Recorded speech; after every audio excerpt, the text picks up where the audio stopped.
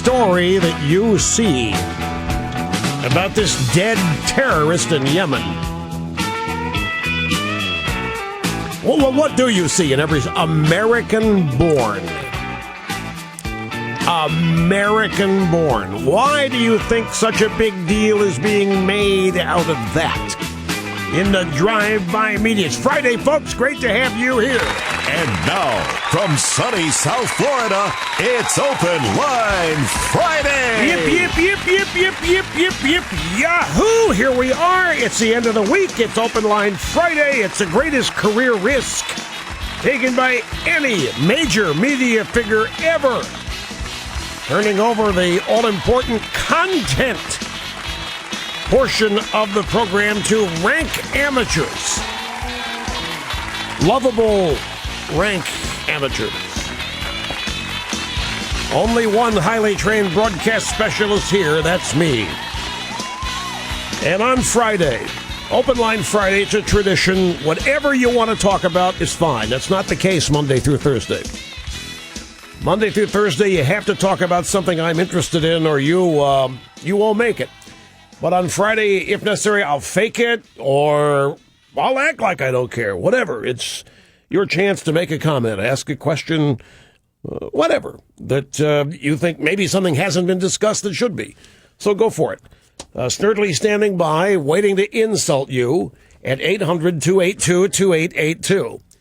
So even as we speak, Barack Hussein Obama, the floundering president of the United States, spiking the ball, dancing in the end zone in Fort Myers, Florida, about how he killed al-Awlaki. Yeah, it's time to get those poll numbers back up. There's Bin Laden 2 here. Now, the ACLU is not happy that this terrorist has been killed. The headline for the top story at the ACLU's website, American citizen Anwar al-Awlaki killed without judicial process. They're upset. The ACLU upset at Obama taking out an American citizen like this without due process. Anyway, great to have you here, folks, as we wrap up another big week of broadcast excellence. Dick Durbin says they don't have the votes for Obama's jobs bill in the Senate. They never were going to have the votes. They don't ever intend to vote on this in the Senate. That's not the point. In fact, Durbin even goes so far. This is a story out of our blowtorch affiliate, Chicago WLS, goes so far as to say that it really is a tax bill. I mean, this is a huge see, I told you so on several levels. On Tuesday, President Obama tried to keep the pressure on Congress to consider his $450 billion jobs bill, saying it had been 2 weeks since he sent the bill at Capitol Hill, and now I want it back. I want it back passed so I can sign this bill and start putting people back to work. So why have the Democrats delayed action? Well, Bill Cameron, WLS Chicago, reports that Obama's own party has delayed action in the Senate, and he talked to Dick Durbin about it. And Durbin told WLS, look, the oil-producing state senators don't like eliminating or reducing the subsidy for oil companies. Really? You mean to tell me that after all of this hubbub, Obama running around saying we got to stop subsidizing big oil, that there are some Democrat senators who don't want to get rid of the subsidy? Mary Landrieu is first in line. That's right, from Louisiana. Right. And they're never going to vote for a tax increase. There's some senators who are up for election who say, I'm never going to vote for a tax increase while I'm up for election, Durbin said. Even on the wealthiest people, I'm not going to vote for a tax increase. Whoa! I mean, it is a slapdown of major proportions on Chicago radio, where, of course, Obama's hometown. So we're not going to have 100% Democrat senators voting for this thing, Durbin said. That's why it needs to be bipartisan, and I hope we can find some Republicans who will join us to make it happen. In other words, we need some political cover for this debacle Nobody's going to vote for Obama's tax increase bill, which is what Durbin has just essentially admitted it is. Well, with friends like this, Obama needs to start hanging around with Bev Perdue. This is in the real world, everything is collapsing on Obama now. You go to the Drudge homepage, and there's a side-by-side picture of Chris Christie and Obama. Obama 44%, Chris Christie 43%. I'm gonna make an offer right now. Any polling company, I will pay for it. Do a poll, Mickey Mouse versus Obama. I'll talk to Drudge. I think I convince him to run it. You go out and do a poll, Obama versus Mickey Mouse, and I'll pay for the poll, get the results, and we'll plaster them everywhere. Because every day it's a different Obama versus Paul, Obama Christie, Obama Palin, Obama whatever. And it's neck and neck. Just throw Mickey Mouse in there. Well, of course it has to be a legitimate polling company. What do you think I'm asking for some fraudulent company here to do the poll? Just promised what? Oh, you're thinking a bunch of fly-by-nights are going to take me up and do a poll and send me the bill. That's not how it's going to happen. There has to be a contract, prearranged agreement, and so forth. Lawyers have to be involved. You are overly protective and concerned. And I know you think there's a bunch of fly-by-night charlatans out there. We know how to deal with them. So Durbin has conceded in this piece that Democrats don't have the votes in the Senate to pass it. Not at the moment. I don't think we do, but we can work on it. Now, this shouldn't be a surprise. This jobs bill, as Obama refers to it, is nothing more, folks, than a carbon copy of the budget proposal he sent Congress back in May, which did not get a single Democrat vote. It's like this, as I tell you, these tax increases in this jobs bill are what he has been having dreams over. Speaking of dreams, it has gotten so bad. They had to send Muchel out there in a Lady Gaga type getup. She went shopping at Target. Have you seen the pictures of this? Now, folks, I looked at what's in her shopping cart, and I saw a spray bottle of Lysol. Don't ask me how I know what Lysol is. I know what Lysol is. I haven't bought any myself at the store, but I see it under the sink where people use it. And I'm thinking to myself, do they really need to send the First Lady to Target, which is, by the way, a non-union shop? They have to really send the First Lady to Target for Lysol for the White House? What a phony, baloney, plastic, banana, good time, rock and roller, optic, photo op this was. That's right. The White House tipped off an AP report. How else? You think AP has photographers just stationed at Target stores waiting for Muchel to show up? Of course they were tipped off. Was there something else? Some other Democrat first lady or whatever went to a store somewhere and they were tipped off she was going to be there. I can't remember. It's SOP, standard operating procedure. So the AP reporter gets a phone call. Hey, by the way, Michelle Obama at the Target store. Show up between here and there and get a picture. And just who they think we are. What kind of... I guess it's supposed to make us forget the vacations. But we're actually supposed to believe that she's out buying Lysol for the White House. Remember Sarah Palin? Sarah Palin got hell for going to Walmart. They accused Sarah Palin of cheap opportunism. I think they accused Sarah Palin of alerting somebody in the media that she was going to Walmart when she was running for BP. Is when that happened.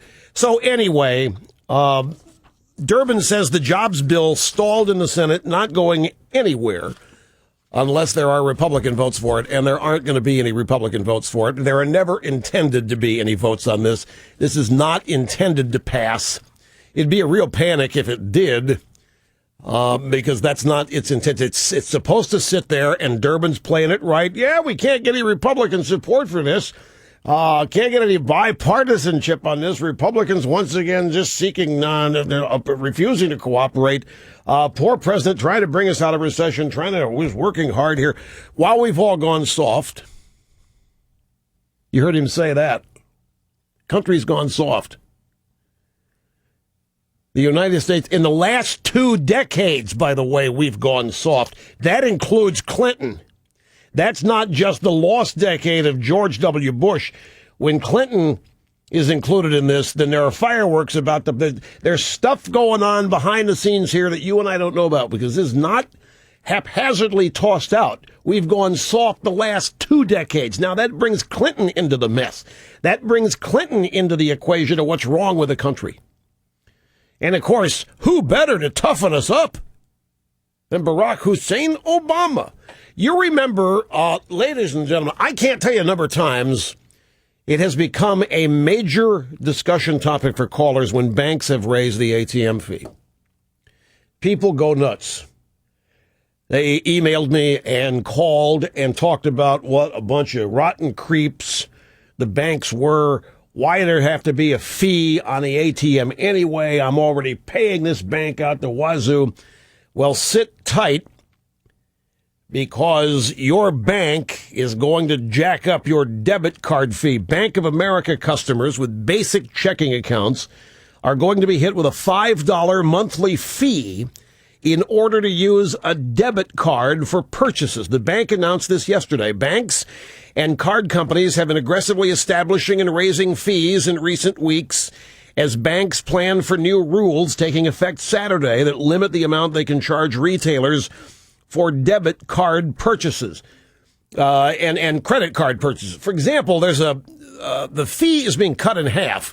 This is Dodd-Frank, and this is the Financial Regulatory Reform Act, the bill. And this is where all these so-called consumer protections are. This is classic. This is exactly what the Democrats do. This is another one of those instances where the Commerce Committee in the Senate takes on cable TV rates. They're way too high. We're going to have legislation. We're going to make sure those cable rates come down, and all they do is go up. So in a consumer protection bill, Dodd-Frank, there is a directive that the fee banks charge institutions for using their credit cards be cut in half. I think it's 48 cents down to 24 cents per transaction. So the banks, okay, well, we got to obey that law. So what they're doing is making it up somewhere else. The Democrats never factor the dynamism into anything they do. They look at everything as static, and they say to them, we're gonna really punish these banks. These banks have been ripping off our voters. These banks have been ripping off our customers. We're gonna cut that transaction fee in half. We're gonna make sure these banks only get half of what they... And they don't. After all these years, they have to know the banks are going to find a backdoor way to get that money back and then some. So while the transaction fee has been cut in half by law, here comes a $5 charge, brand new $5 fee, monthly fee to use the debit card. This is above and beyond whatever your ATM fee is. This is now a $5 monthly fee just to have and use a debit card. Brand new fee. Because you see, there's nothing in Dodd-Frank prohibiting it. Nothing whatsoever. They just fail to calculate the dynamism here. They think that all of these institutions they target for punishment are going to sit there and take it. It never happens. Every time the Democrats set out as a party to help the little guy, it's the little guy that ends up getting shafted. So just... You're at Bank of America, you're about to see a $5 monthly charge, if you can even find it on the bill, but it's going to be there. All because Chris Dodd and Barney Frank decided to have a consumer protections bill, and Obama was out there touting it too. J.P. Morgan Chase, Wells Fargo are testing $3 fees for debit cards in select areas. What do you mean testing? Well, they're going to find out it doesn't work. Citibank recently announced it's raising fees for checking accounts. Janney Montgomery Scott analyst Thomas McCrohan said last week that Visa and MasterCard, the top 2 debit card companies, may increase drastically the increased fees on small purchases to offset the losses. So you know what, your money, you might end up going back to using checks by the time these banks get through finding ways around this new law that goes into effect. Once again, thanks to the Democrats, all this is owed to Frank and Dodd and Obama, so-called consumer protections. Your debit card fees are going up. Your checking account fees, your ATM fees are going. You probably are not checking account. That's untouched. You might end up going back now to writing as many checks as you used to write. And don't be surprised if they start at some point adding fees for electronic payment of bills. Yeah, my friends, the economics of offering a debit card have changed with recent regulations, it says here. This is Ann Pace, spokeswoman for Bank of America. Yeah, the economics of offering a debit card have changed with recent regulations. So we've decided to introduce a monthly fee for customers who use their debit cards for purchases. Fees will be assessed starting in January. Clients with premium accounts will not be affected. Customers who use their debit cards solely to receive cash at ATMs will not be charged because they're going to get it on the other end with the ATM fee, which will probably be raised as well. So this is, it could add up to an additional $60 a year. All in, that is going to cost you $60 in new fees as the banks recoup what Dodd and Frank told them they have to do without. Quick timeout, back after this. Don't go away. Electrifying radio on the EIB network.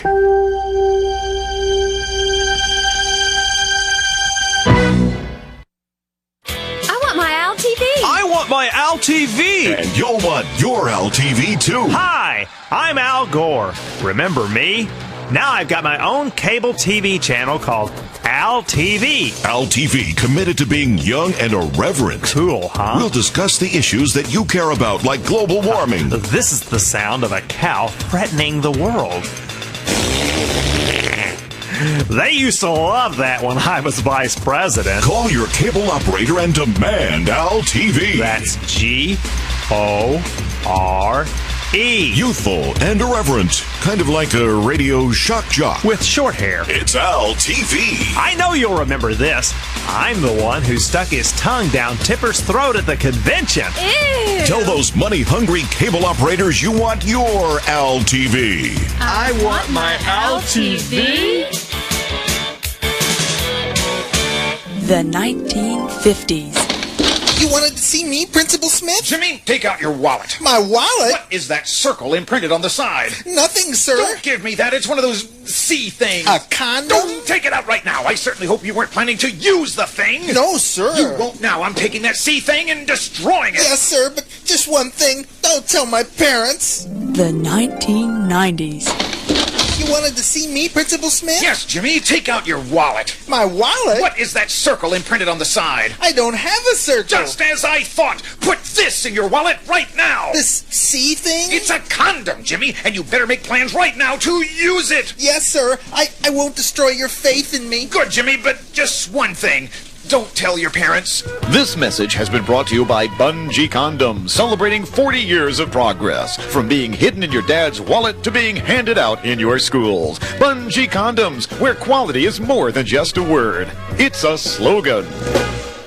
Be an army of at least one. By volunteering for duty as a DNC seminar caller, you'll receive advanced basic training from our sensitive, caring professionals. What's your number, soldier? 1-800-282-2885. How you gonna make it past the call screener if you don't know the number? Drop and give me 20 on the rotary dial. The rest of you, repeat after me. I love your show, and I always agree with you. And I voted for Bush. And you'll earn promotions and medals. Son, we're very proud of you. What's that medal for? This one's for touch tone. This is for getting past the call screener, and this big one here is for actually talking to the host and flawlessly saying, I love your show, I always agree with you, and I voted for Bush. Be on radio and say what we want you to say. All scripts provided by the Democratic National Committee. Help us take back our monopoly on public opinion. Volunteers especially needed from noon to 3 Eastern. Most Americans think that illegals should head back home. We used to think so too, till we realized illegals could pay 21% interest on their credit cards, just like the gringos. Introducing the all-new Bank of Amigo card. The Bank of Amigo card is the best friend an undocumented worker ever had. Packed with special features like bonus points for every day you're in our country. Good towards health care, border crossings, college education, fake IDs, and so much more. And the Bank of Amigo card is the only card endorsed by Senator John McCain. If you need cash and can't wait till mañana, then the Bank of Amigo card is for you. Plus, the more you owe, the less likely you are to be deported. There's no immigration check, no social security number required. Just sign your name, or anybody else's, on the dotted line. Caramba, it's easier than sneaking in. Thanks, Bank of Amigo. The Bank of Amigo card, because when it comes to money, we're all amigos.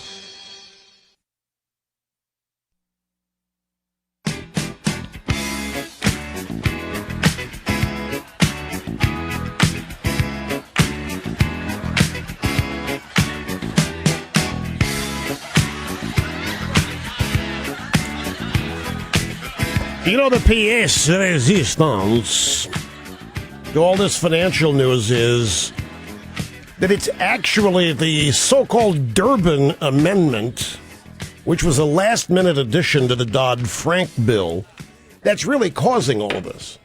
The Dodd-Frank bill was bad alone, bad enough as a standalone. I mean, it was a disaster. And then Durbin added an amendment, a last-minute addition to the Dodd-Frank bill. They're calling it the Durbin Amendment, and that's where the details reside, which is causing the banks to make all these changes. Durbin wanted these extra fees to help provide fraud detection. I kid you not. That was his purpose for putting in these extra fees. They were his idea. And the money raised was supposed to go to fraud protection. What we need is fraud protection from Congress. We need fraud protection from the likes of Durbin and Dodd and Frank. I would pay $5 a month for that. I would pay $500 a month for fraud protection against Congress, from Congress. Keep these guys out of my business and out of my life. I'd pay $500 a month for that. I bet a lot of you would too. We don't need fraud protection from Congress. We've got LifeLock for fraud protection. And it doesn't cost anywhere near what the Durbin Amendment is going to cost people. From CNNMoney.com, 3 years after a financial crisis pushed the country deep into recession, an overwhelming number of Americans, 90%, say that economic conditions remain poor. When's the last time you ever saw a poll where 90% of anybody agreed on something? Now, the poll has some curious data. Asked which administration is to blame for this, 52% of the 90% blame Bush. Only 32% blame Obama, the Democrats. I do not believe that. If that were true, Obama wouldn't be landslidable right now. He wouldn't be in any trouble at all if that were true.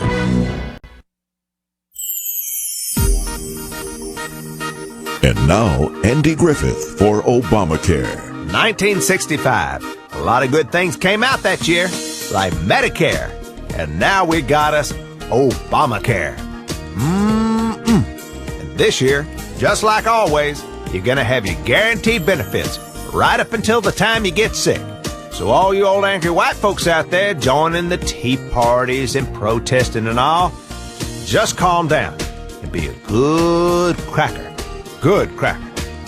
Tell them the new rules, Barney. Well, you see, it's like this. Here in Washington, everybody has to play by the rules. And we've developed a rule book just for you there at home. 62,528 new rules to help you through the process of healthcare in an orderly, organized fashion. Rule number 1. There are no peanut butter and jelly sandwiches allowed in any hospital day or night, 24/7, 7 days a week, 365 days a year. Rule number 2. If any named insured of a qualified plan gets sick, he or she must fill out request form 24/7. For more information on Obamacare and how it affects those 65 and older, just get sick and you'll find out.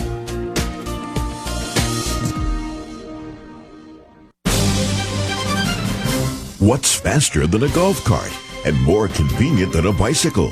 The all-new Chevrolet Volt from Government Motors. The Chevrolet Volt is the game changer that America's been waiting for a huge subsidy to buy. Its unique green technology makes it able to go up to 40 miles on a single charge. You'll feel great about your contribution to the environment every time you plug it in and wait to go to the mall, wait to go to work, and wait to go back home. And with Fannie Mae financing, you don't have to qualify for a loan or pay it back if you don't want to. So buy yours today before we find out you didn't. The Chevrolet Volt, the new people's car from Government Motors. 40-mile range estimated based on downhill test only without air conditioning. Extension cord, D-cell batteries, duct tape, and rubber bands not included.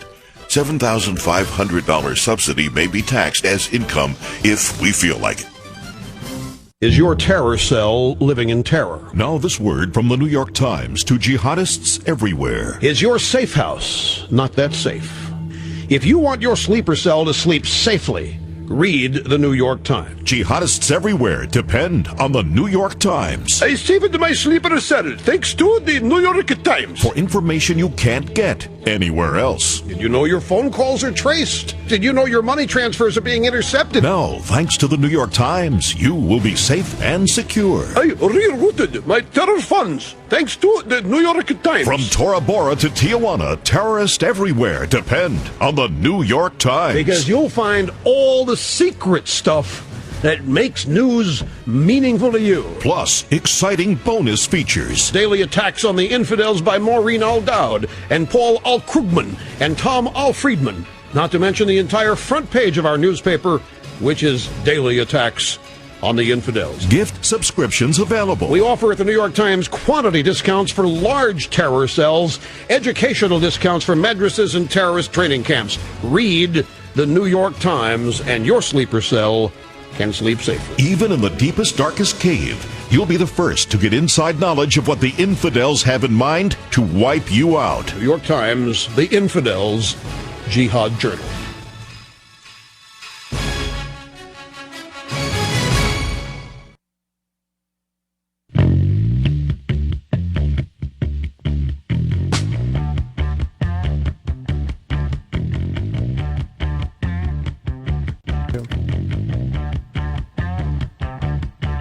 Open Line Friday. Rush Limbaugh having more fun than a human being should be allowed to have. Open Line Friday, the equivalent of a high wire act without a net. And there have been some bombs. There have been some bombs, and very rare, when they happen, well, we deal with it as best we can. It's always Snurdly's fault when that happens. But to his credit, it really hasn't happened much. But since it has happened once, then it's always... Was it that long ago that the bomb was?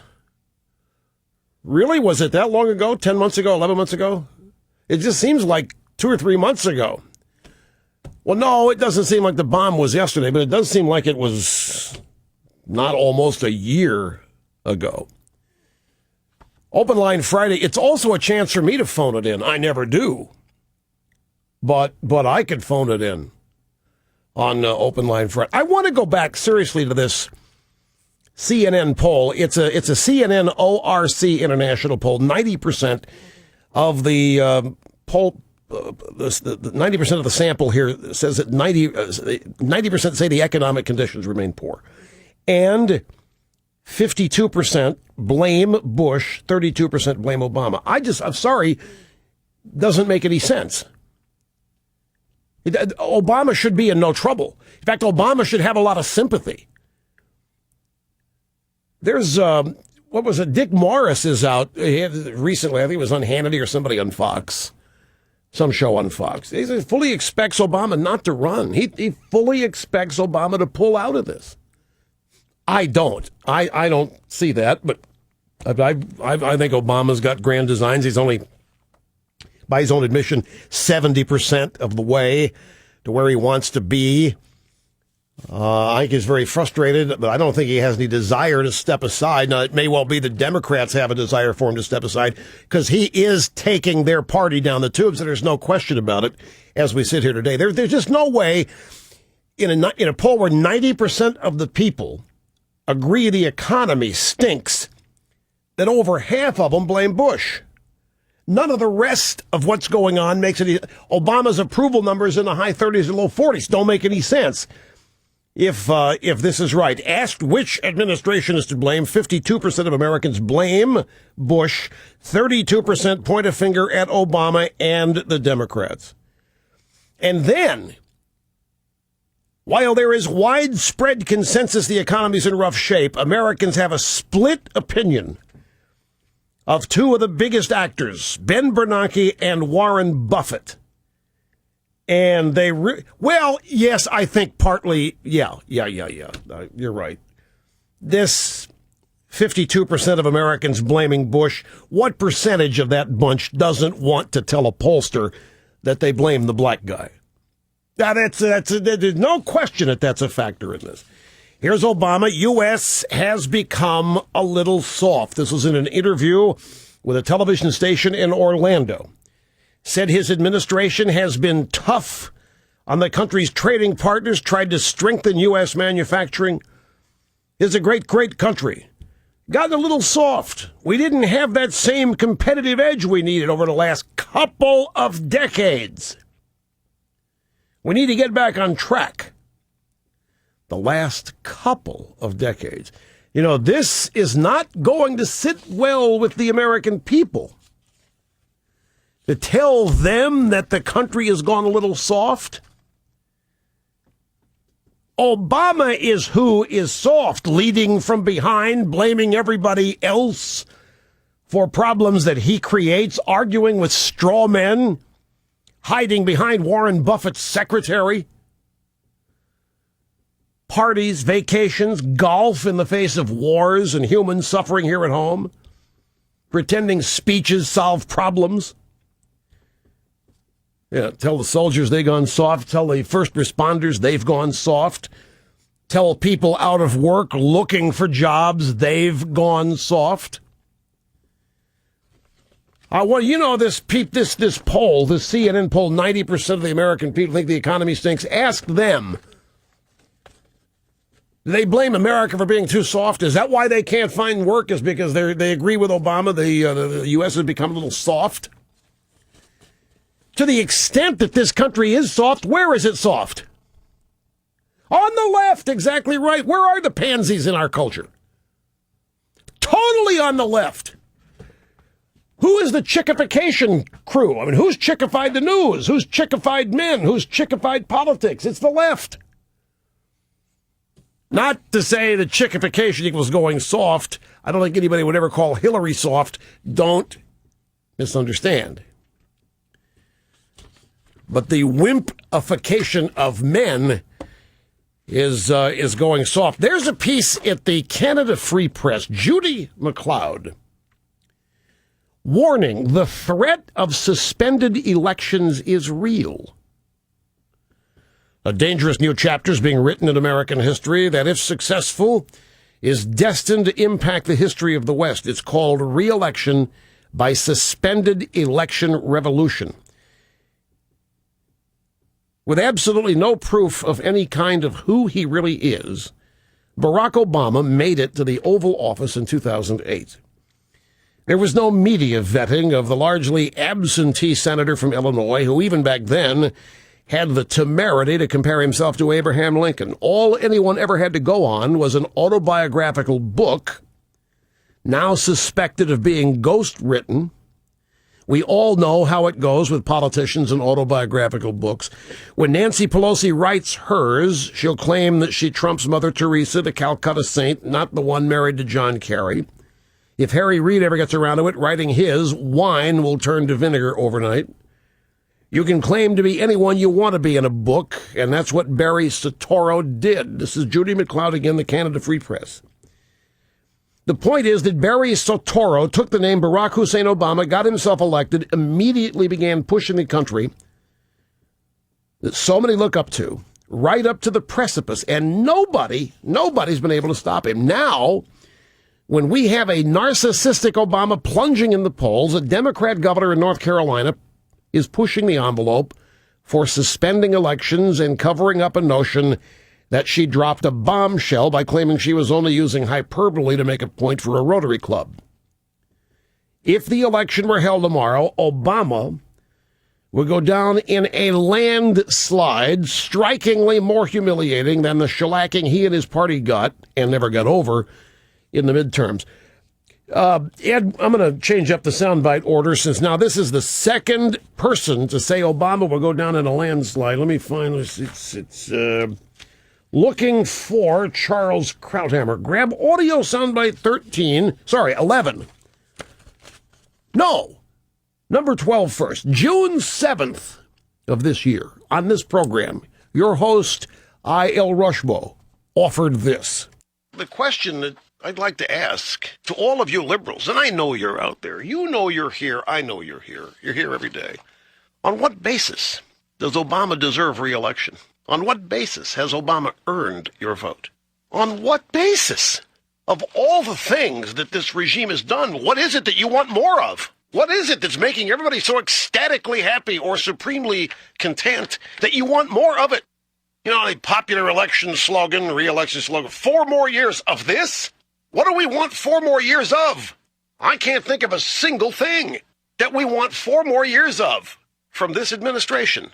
There's nothing that would recommend this guy is landslidable defeatable. June 7th of this year. I think Cookie found that was probably my first such utterance. June 7th. It seems like I said that earlier, but I will go with it. June 7th, I.L. Rushmo. This guy's landslidable. Last night on the special report with Brett Baer, the all-star panel at Fox News. Brett Baer talking to Charles Krauthammer. For Democrats in polls, not only our poll, but Gallup.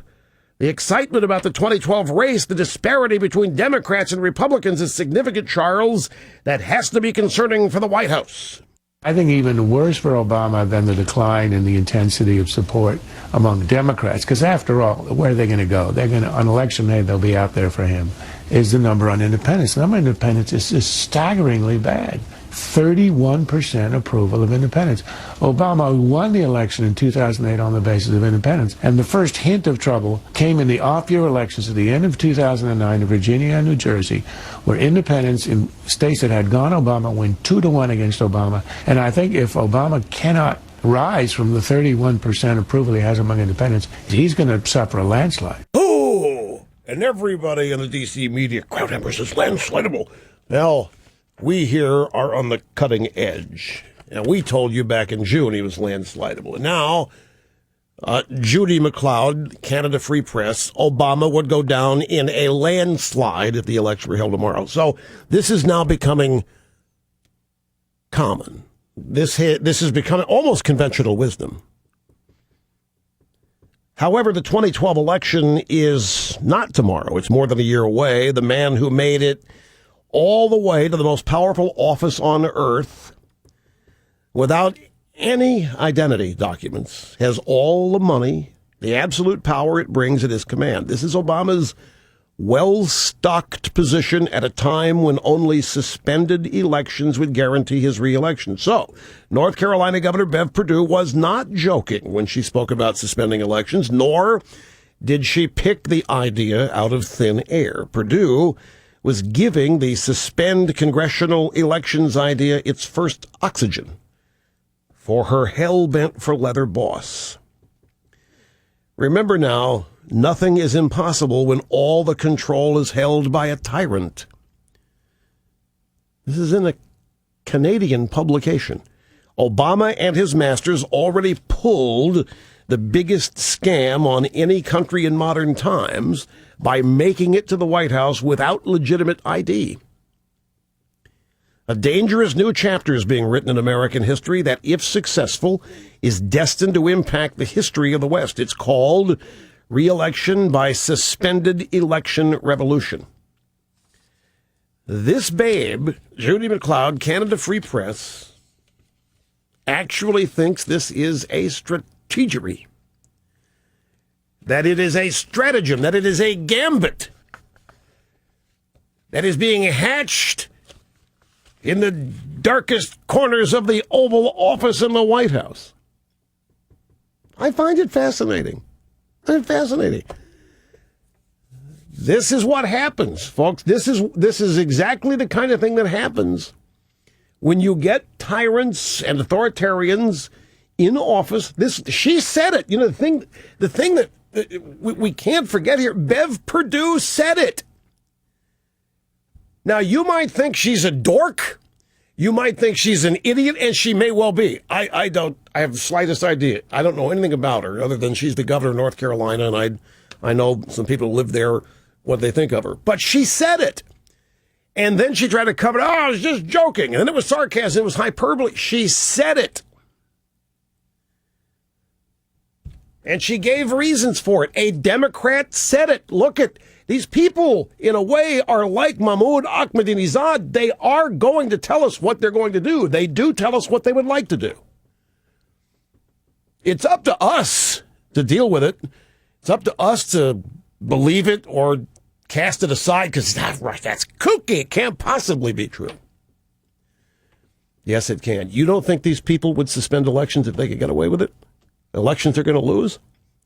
Gotta go. We'll be back. I'm going to get to your phone calls when we come back. It's Open Line Friday. Always try to start with phone calls in the first hour of the program, and I'm going to do it when we get back. Rush takes on Obama, the one-man wrecking crew destroying our economy with the Limbaugh letter. Order now, 888-395-7874. You're listening to the EIB Network.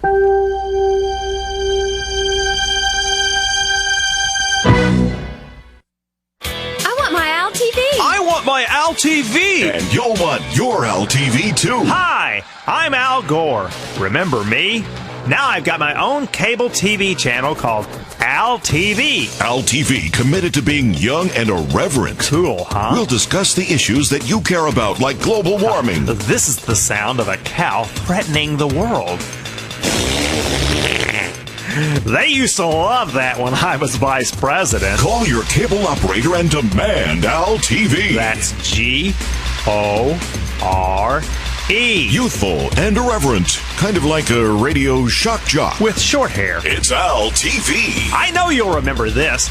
I'm the one who stuck his tongue down Tipper's throat at the convention. Ew. Tell those money-hungry cable operators you want your Al TV. I want my LTV.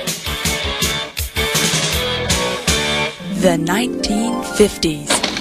You wanted to see me, Principal Smith? Jimmy, take out your wallet. My wallet? What is that circle imprinted on the side? Nothing, sir. Don't give me that. It's one of those C things. A condom? Don't take it out right now. I certainly hope you weren't planning to use the thing. No, sir. You won't now. I'm taking that C thing and destroying it. Yes, sir, but just one thing. Don't tell my parents. The 1990s. You wanted to see me, Principal Smith? Yes, Jimmy. Take out your wallet. My wallet? What is that circle imprinted on the side? I don't have a circle. Just as I thought. Put this in your wallet right now. This C thing? It's a condom, Jimmy, and you better make plans right now to use it. Yes, sir. I won't destroy your faith in me. Good, Jimmy, but just one thing. Don't tell your parents. This message has been brought to you by Bungee Condoms, celebrating 40 years of progress. From being hidden in your dad's wallet to being handed out in your schools. Bungee Condoms, where quality is more than just a word. It's a slogan. Be an army of at least one. By volunteering for duty as a DNC seminar caller, you'll receive advanced basic training from our sensitive, caring professionals. What's your number, soldier? 1-800-282-2885? How you gonna make it past the call screener if you don't know the number? Drop and give me 20 on the rotary dial. The rest of you, repeat after me. I love your show, and I always agree with you. And I voted for Bush. And you'll earn promotions and medals. Son, we're very proud of you. What's that medal for? This one's for touch tone. This is for getting past the call screener, and this big one here is for actually talking to the host and flawlessly saying, I love your show, I always agree with you, and I voted for Bush. Be on radio and say what we want you to say. All scripts provided by the Democratic National Committee. Help us take back our monopoly on public opinion. Volunteers especially needed from noon to 3 Eastern. Most Americans.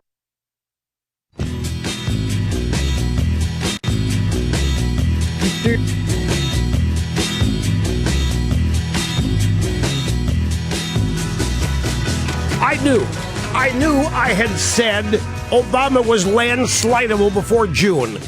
We did a search of the archives at rushlimbaugh.com, where, by the way, we have revived and not revived, we've redesigned, we've upgraded the website, and no longer, folks, do you have to wait until 5:30 or 6 p.m. every day for the whole site to update. Now it updates as we go. As we transcribe monologues, other segments of the program, they're posted immediately. The website updates much faster now, is much more current in real time in relationship to the program.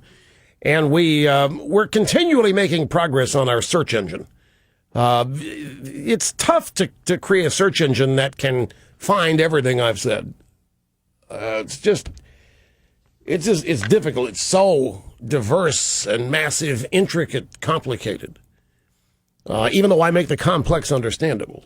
Nevertheless, we're continuing to make inroads here in our search engine. So I did a search. We found out that I first said Obama was landslidable April 25th. Not June the 7th. I knew it was earlier than that. All right, we're starting in Topeka, Kansas with Kip. You're up first on Open Line Friday. Great to have you here. Thanks, Rush. Good to talk to you. Dittos from Kansas. Thank you, sir. Here's my question, here's my comment. I'm a physician, and I've been very concerned. I know you think that the Obamacare will be repealed, and first that he won't even be reelected. I also know you think it'll be unconstitutional by the Supreme Court, especially with the recent decision by the district court. But here's my concern. As we wait for all these things to happen, the federal government is slowly implementing step by step Obamacare. I mean, we're already feeling the effects as physicians. We're already feeling Medicare cuts. We're already feeling, the states have already received their money, for many of them, for the state exchange. I know. Patient premiums are already going up. People are already losing their coverage. Employees are afraid to hire because they know they're going to have to pay for this expensive premium for their employees, so the economy stays stagnant. Doctors are leaving their practices in droves. And so I'm very concerned that as we sit and wait for all these things to happen, it's going to be too little too late because it'll already be implemented. No, it's never. I'll tell you where you're going to be right is if Obama wins. And, we ought to talk a little bit. Look, at their strategy is exactly as you lay it out. Slow implementation, get the roots of this thing, the entitlement aspects, get them planted, making it really, really tough to uproot them. I mean, there is a strategy here, and you're right, but it's not too late yet. And we really need to talk about the regime's strategy in taking this to the Supreme Court, because it's multifaceted, what they could be trying to secure here by going to the Supreme Court and asking for an early review of this. I'm glad you called. I got to take a brief time out here. Back in just a second, folks. Don't go away. After they made him, they broke the mold. Rush on the EIB network.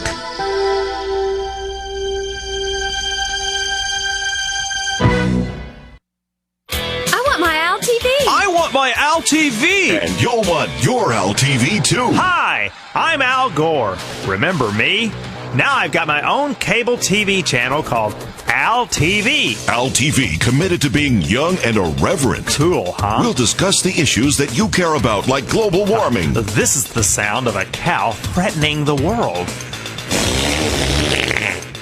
They used to love that when I was vice president. Call your cable operator and demand Al TV. That's G-O-R-E. Youthful and irreverent. Kind of like a radio shock jock. With short hair. It's Al TV. I know you'll remember this. I'm the one who stuck his tongue down Tipper's throat at the convention. Ew. Tell those money-hungry cable operators you want your Al TV. I want my Al TV.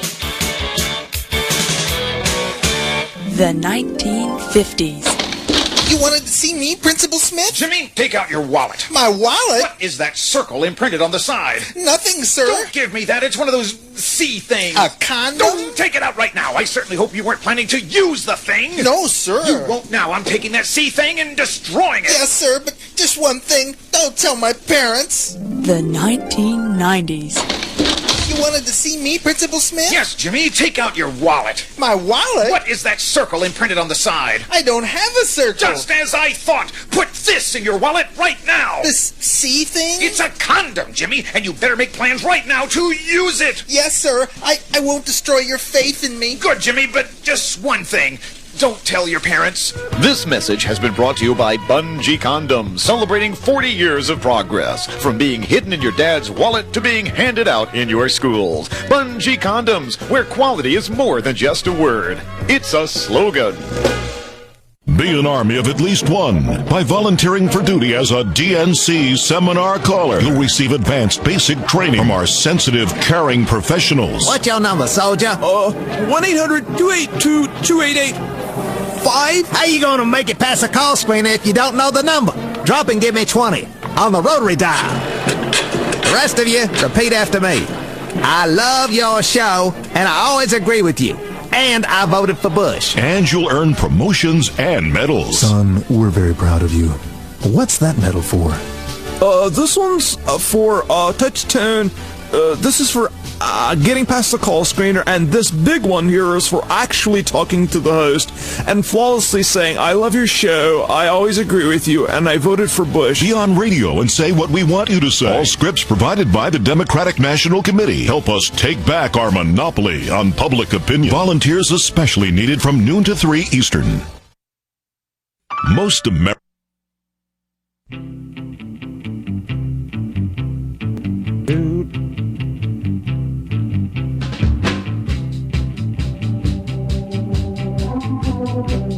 I forgot where I saw this, but there's some guy, it was a blogger, it might have been National Review Online, something like that. Some guy suggests that Obama wouldn't mind losing at the Supreme Court. Have the thing declared unconstitutional. Get an albatross around his neck removed for his reelection.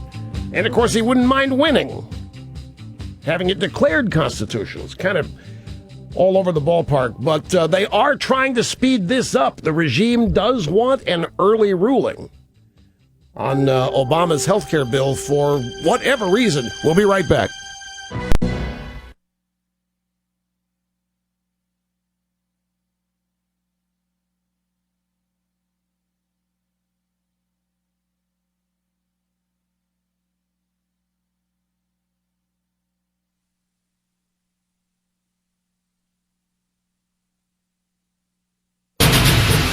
Eight years after going to work for then-Governor George W. Bush, 6 years after he started working at the White House, and 2 years after being out of work with no prospect of employment, Scott McClellan now says he felt compelled to speak out for the first time in his new book, Whatever Happened to Scott McClellan. I just remembered that things were really bad at the White House, and I think speaking out can make a difference. This red-hot blockbuster is full of secret personal insights from Scott, like we need to move beyond the bitter partisanship of Washington politics and just roll over. Find out what was really going on with Karl Rove and Scooter Libby. I was kept out of the loop by Karl and Scooter, who went behind closed doors to laugh at me behind my back. Discover who was really behind the CIA leak. Richard Armitage?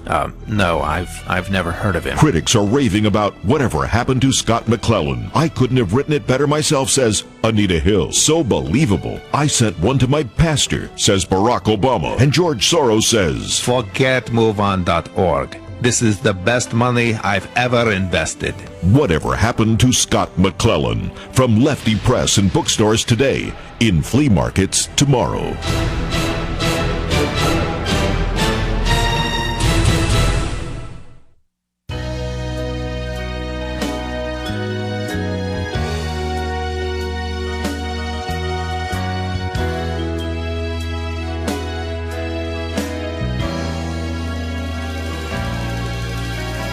If you don't know me by now, you will never, never, never know me. Ooh.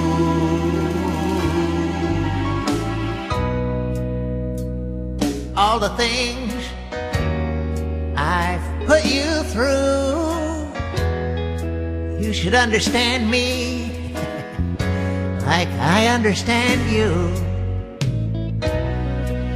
Sure, I know the difference between right and wrong, but buddy, that's never stopped me from going off on my own. So don't get so excited about immigration, tax cuts, and deals in the night. Just wait till I'm president, and we can really argue, fuss, and fight. If you don't know me by now, you don't know me. You're never gonna figure this out. I've been throwing rocks at the right forever. If you don't know me, hey, if you don't know me, you don't remember the bus? You don't remember me reaching out to the press? Idiots. We've all got our own funny moods. I still think McCain-Feingold was a funny thing to do. You can always trust me to walk all over you. As long as I've been practicing, it's so easy to do. So just get behind me, because I'm this week's front runner guy. What good is a leader if you only see eye to eye? If you don't know me by now, you just don't get it. No, you don't. Where have you been? Hey! You don't remember any of the stuff I did? You've got to be kidding. I fought Bush all the way. Tax cuts, Guantanamo. I embarrassed the hell out of him. If you don't know me, be sure and vote for me. If you don't know me, what difference does it make? Vote for me! Vote for me! Hey! I've been waiting 8 long years! 8 long years for this! And now, somewhere in the third world, with Albert Gore Jr. People of Yamubi, listen to me! Listen to me! Yes, prices for corn, rice, and other foods are somewhat higher, but you see, in America, we have made an important environmental decision to use 25% of our grain to produce ethanol, a clean-burning fuel, in order to reduce global warming.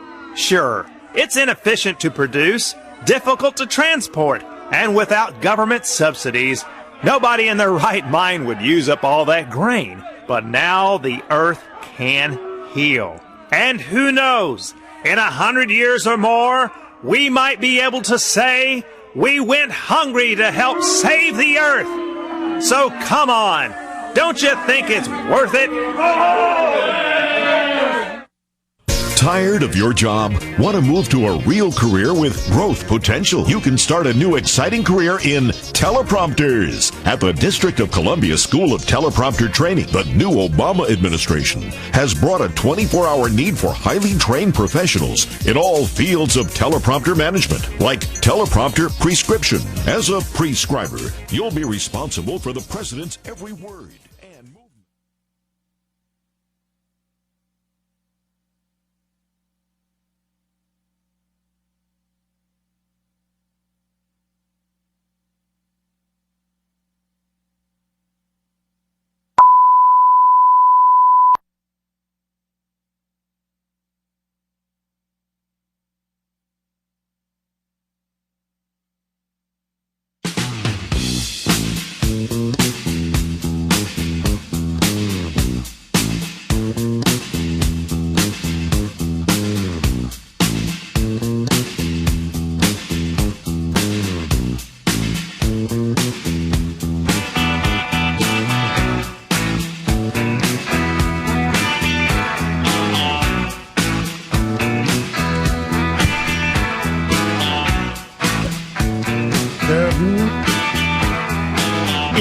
Friday, and you know what that means. And now, from sunny South Florida, it's Open Line Friday. And a golden opportunity for those of you out there to actually pretend that this program is yours when you get on the air. You can talk about whatever you want. You think that you too could be a host. This is your chance to show it. Because on Friday, you can talk about whatever you want. Smart, brilliant, stupid, wacky, crazy, question, comment. Go for it. Let your imagination be your guide. Telephone number is 800-282-2882. The email address, lrushbaugh@eibnet.com. I wish I could remember. I didn't print this out. I was working feverishly last night, late into the night, prepping the program, and I just can't remember who this guy was. I'd never heard of him before, I don't think.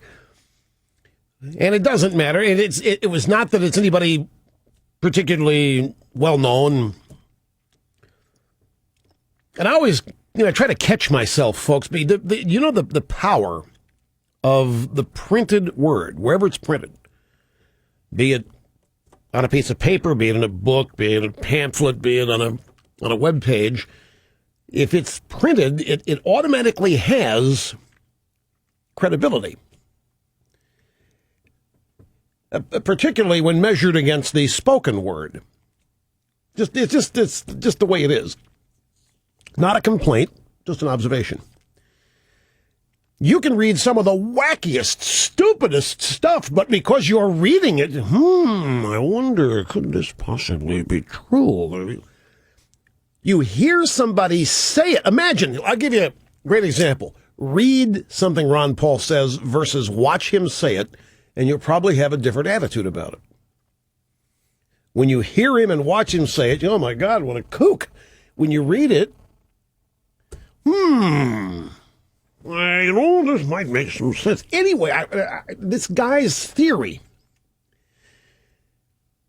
on Obama and the regime filing their appeal after their partial loss at the 11th Circuit Court of Appeals, they want a speedy resolution on the constitutionality of Obamacare at the Supreme Court. They want it before the election. So they have filed their appeal. They could have sat on it.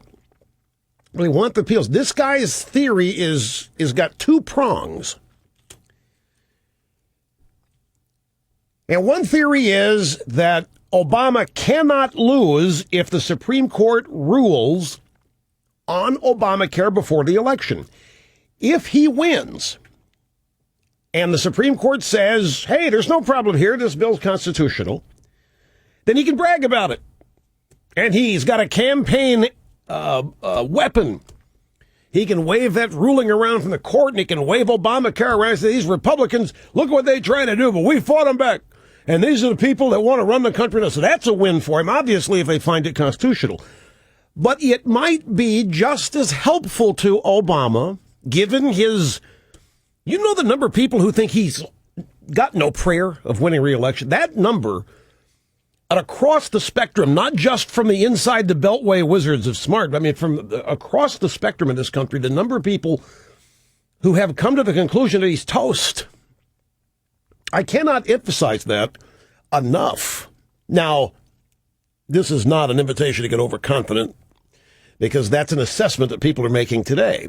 And if the election were today or tomorrow, that'd be true. But anything can happen in the next 14 months or 12 months. Anything can happen, and none of it's predictable. So you can't say that he's an automatic landslidable loser unless the election happens with current circumstances still in play. But if the Supreme Court were to say, sorry, Mr. President, but this piece of legislation is unconstitutional, that could even be viewed as a win. Because Obama could do two things with that. One, the albatross of health care is removed from around his neck. because it is a major negative. The Obamacare bill is one of the many reasons why his poll numbers are shrinking. You can look at the poll numbers of the American people, likely voters, registered voters, adults. I don't care what the sample is. You're always going to get a majority of people who don't want it, who don't like it, who want no part of it, don't like Obamacare. So the Supreme Court says it's unconstitutional.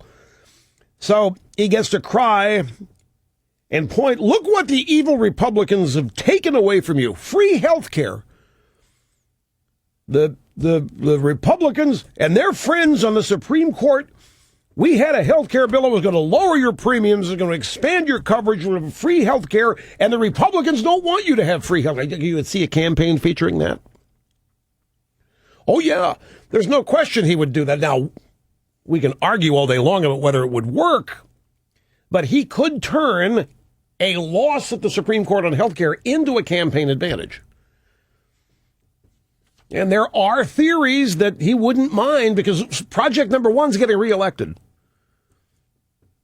Some people, I can hear you shouting it. Rush, come on, you're losing sight of the ego aspect. Getting health care as a piece of legislation passed, the only president in 100 years to ever be able to do it. You think he'll just casually cast it? Yeah, I think if it meant his reelection. Well, it would energize his leftist base because it would turn them into victims and underdogs, victims of the system, Republicans' special interests, and who knows these backroom deals they might have made with Anthony Kennedy and whatever judges voted and the racism involved. You can hear all of this. Yeah, look at the Supreme Court. There are no black people up there except one, conservative black, and that's not authentic. Oh, Speaking of that, there is a Politico story today. I've got to get to this. The Politico has revived the whole notion of Obama's black authenticity. Yes, that's back. Not I, El Rushbo. Politico is raising it. It may be time for the Magic Negro. I mean, it's right up that alley. It's right up the instruments on the left, elements of the left are trying to distance themselves from this guy now. That's how far down he has plummeted. So anyway, those are just a couple of theories being bandied about with Obamacare. And if the court does find it unconstitutional,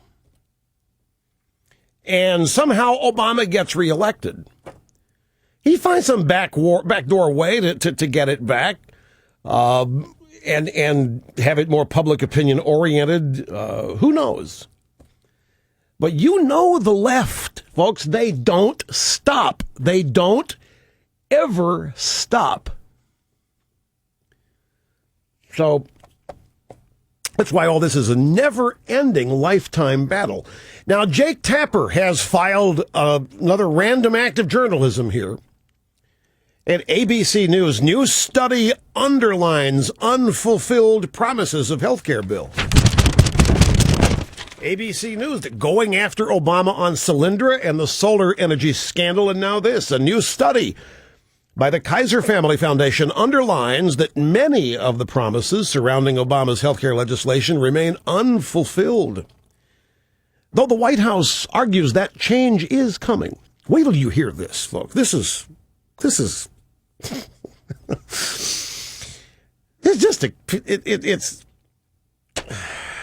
so quintessential.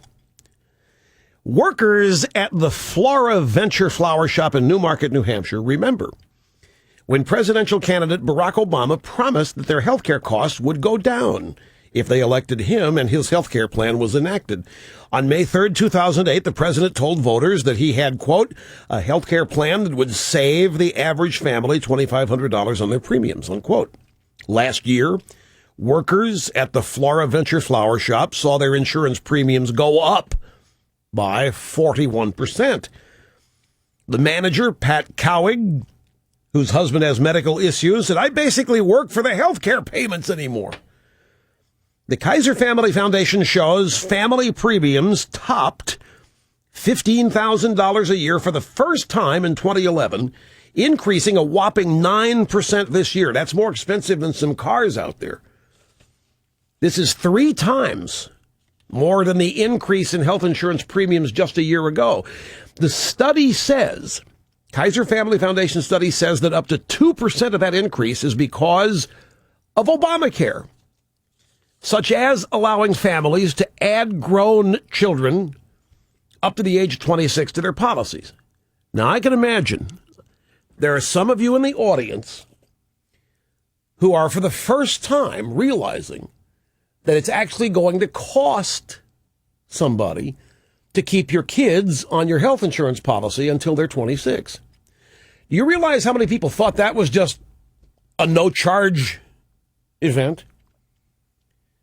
We find out now that the rising insurance premiums and the rate that they're going up is due in part to Obamacare and specifically to the provision that lets children stay on their parents' policies up to age 26. That's because it costs money.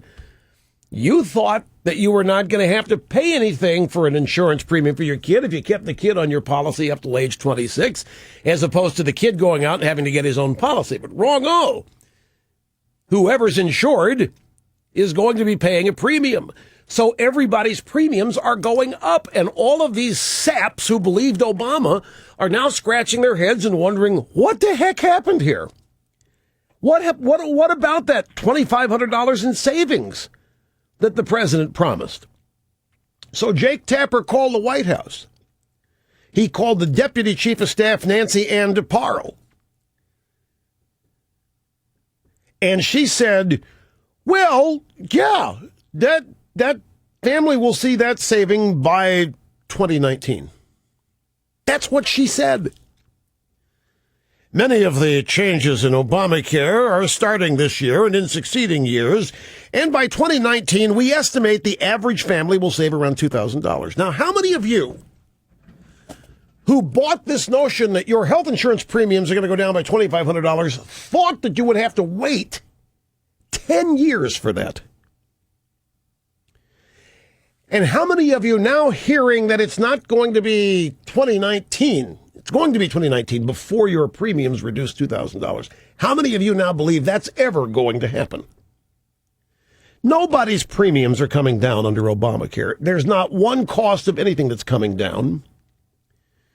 The only way they're going to be able to save money is with their death panels and rationing health care. They're going to put private sector health insurance companies out of business. But Shazam, all of a sudden now it's going to cost somebody to keep those kids on your policy up to age 26. That's not just a no-charge thing. And now the $2,500 Obama was running around, and he was saying it a lot. He was promising it frequently. Yeah, says the White House. Yeah, that'll be in 2019. It's not $2,500. It is $2,000. Average family will save $2,000 in their premium by 2019. The Kaiser study also indicates employers are switching plans and shifting costs onto employees. Half of workers in smaller firms now face deductibles of at least $1,000, including 28% of people facing deductibles of $2,000 or more. The Flora Venture Flower Shop mentioned earlier here, their new policy increased the deductible that employees pay to $5,000. And what do you bet these people in that flower shop, some have voted Obama, they believe it's $2,500 crap. They believed costs coming down, kids for free up to age 26. And now their deductible is up to $5,000. So Jake Tapper is still talking to Nancy Ann DeParle of the White House. Doesn't that kind of fly in the face of the president's promise that if you like your health care plan, you can keep it? She said, no, the president was not saying that Obamacare would guarantee everybody can keep his or her preferred plan. It just that Obamacare wouldn't force anybody to change. But it is forcing massive changes because the costs are skyrocketing out of control. Just like Obama said, unemployment would be kept at 8% or less if we passed this stimulus. You can see what it is. It's 11% to 19%, depending on where you go. It's an absolute disaster. And this is one of the reasons why, with this news coming out, Obama can't put up with news like this for the next year and hope to be reelected. So if the court comes along and says, you know what, this thing's unconstitutional, really, fine. Get it out of my hair for now. We'll go back and tackle this later. I don't want this around my neck as an issue. I can't campaign on it. So it's quite understandable. But the thing to take away from this is that there's no free lunch. There's no free insurance, coverage, premium, or treatment. There's no way the prices are going down when a liberal is in charge of the program. It's just not humanly possible. Look at your bank rate. We open the show with your ATM fees, your debit card fees, all because of the Durbin Amendment, another Democrat, to the Dodd-Frank bill. Banks are charging all kinds of new fees to make up for the losses that bill imposes on them. And as always, the end user, the consumer, pays. The courage to fight and the talent to succeed. Rush on the EIB network.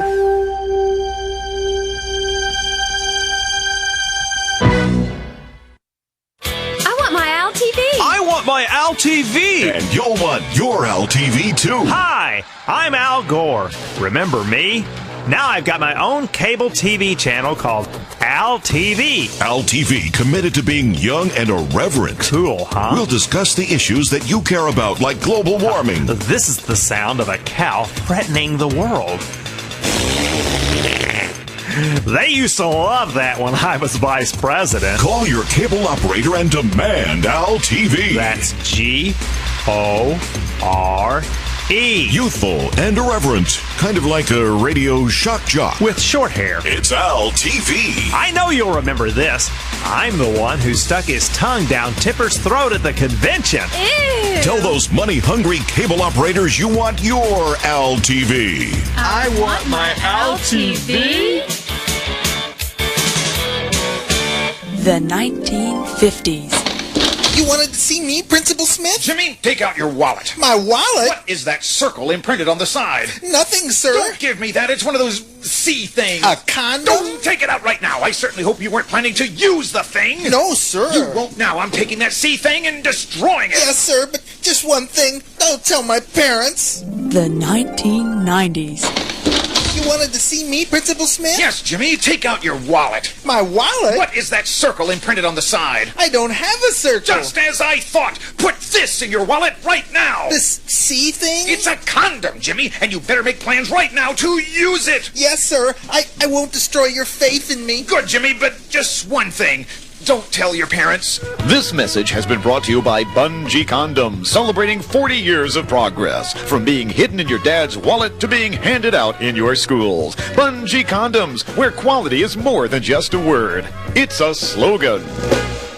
Be an army of at least one. By volunteering for duty as a DNC seminar caller, you'll receive advanced basic training from our sensitive, caring professionals. What's your number, soldier? 1-800-282-2885? How you gonna make it past the call screener if you don't know the number?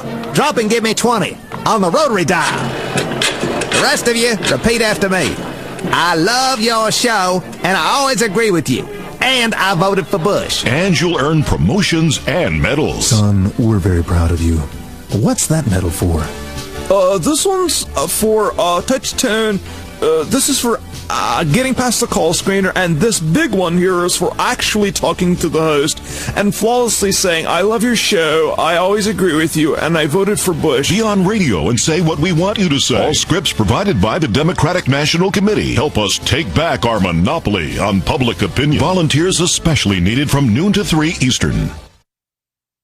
Most Americans think that illegals should head back home. We used to think so too, till we realized illegals could pay 21% interest on their credit cards, just like the gringos.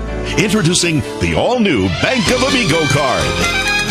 The Bank of Amigo card is the best friend an undocumented worker ever had. Packed with special features like bonus points for every day you're in our country. Good towards health care, border crossings, college education, fake IDs, and so much more. And the Bank of Amigo card is the only card endorsed by Senator John McCain.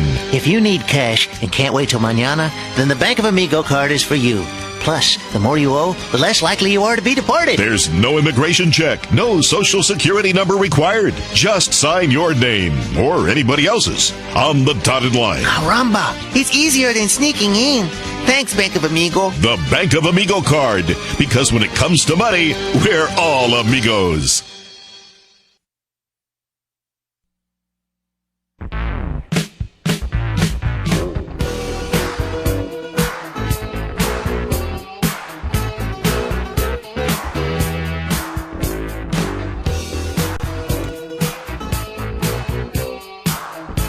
Okay, it's Open Line Friday, and back to the phones we go. Falls Church, Virginia. Hi, Jim. Glad you waited. Great to have you here. Hi. Hi, Rush. Now, I know that Republicans are big supporters of tax cuts to create jobs, so I'm a little confused here. I mean, if you Google American Jobs Act online, you'll find that in the jobs bill, $250 billion of it is payroll tax cuts for working people and also the job creators, the employers. So I'm wondering if you would ask our congressional Republican leaders to support a payroll tax cut of $250 billion. Would I ask the Republican leaders to support a payroll tax cut of $250 billion? Because you have a lot of clout, of course. Well, that's true. I mean, a majority of the Jobs Act is tax cuts, so I was wondering if you could help us get that through. No, a majority of the Jobs Act is tax increases. In fact, it's a... There's zero tax increases, Rush, and anybody can Google American Jobs Act and find out that's not blog true. Are you calling from or reading from? Do well, you realize what is it? What is Act website, and if you can go to the congressional record, I'm sure you'll easily find. I'm telling you, this is not arguable. There's not one tax cut in that thing that is real. It is a total tax increase bill. Let me ask you, what is it that funds Social Security? Is it the payroll tax? Right. Now, that's the only funding source for Social Security. So we got a Democrat president who wants to cut funding for Social Security. Well, any tax cut is going to take away from the general funds. That's not taking away from the many tax cuts raise revenue. Many tax cuts raise revenue and generate new money to the Treasury. Are the ones that actually affect the middle class as opposed to tax cuts for the rich. Well, look at who are we going to help? The middle class and then put Social Security recipients on ice? Or are we going to help both of them and give Oprah maybe a 3% tax increase like under the Clinton administration? Yeah, see, this is what I find fascinating about you guys. I mean, on the one hand, if you're out there constantly lying about the fact that Republicans want to kick Social Security recipients out of their homes and deny them food and make them eat dog food, and your president comes along and cuts the only funding program that they've got in half, and you support it. And then you want to call it a wonderful tax cut bill. If this bill were filled with tax cuts, everybody and their uncle on both sides of the aisle would be rushing to sign it. But this president doesn't believe in tax cuts. He wants tax increases, and that's all this bill is. Coming up next on Modern Classic Western Theater, another chapter in the continuing saga of the debt ceiling showdown at Dry Wallet Creek. President Obama's working on his poker game in the bunkhouse as the Gang of Six approach. Now, when do I get to say go fish? Mr. President, there's 6 senators outside. Stop right where you are. I'm not giving up, and I'm not giving in. You don't have to. We worked it all out. Yeah, and I bet I don't have to put the money back in the bank either. Nope. Just sign this here paper, and the money's all yours. We'll even give you more on credit. Yeah, sure. And then you'll bushwhack me in the press. We won't. We just signed on to the deal ourselves. I still don't believe it. Who are you? We're bipartisan. We're the Gang of Six gang. Huh. Well, why didn't you say so? Come on in. You boys had me going there. I thought I was going to have to give up. Oh, no, Mr. President. We're with you. How you doing, Mr. President? Yeah, it's just like old times. when Bush was in office. I thought you were those hombres with the balanced budget thing. Yeah, that's some kind of fighting. You're my kind of guy. No fighting, no cussing, no shooting. Just everyone getting along and going along down the trail on moderate classic Western theater. Watch the sitcom everybody in the media's talking about. Leave It to Barry, the daily story of that cute, cuddly kid who's wormed his way into America's heart. Hey, mister, where's the office of the president-elect? There isn't one. Yes, it's always one laugh after another, with Tom Daschle as Eddie Hassel. This is the best health care plan ever, because it's only 1 page long. Double spaced. Just sign here. We'll work out the details later. Nancy Pelosi is the loving mother of the country. Hey, Mom, can I, okay, never mind. Harry Reid is the kindly old neighbor next door. You tourists stink. And Barack Obama as Barry. We will help people who haven't paid their mortgages by giving them another 90 days not to pay them. Blagojevich? Who's Blagojevich? Leave It to Barry. Every day, right here after Paulson and Frank, the odd couple.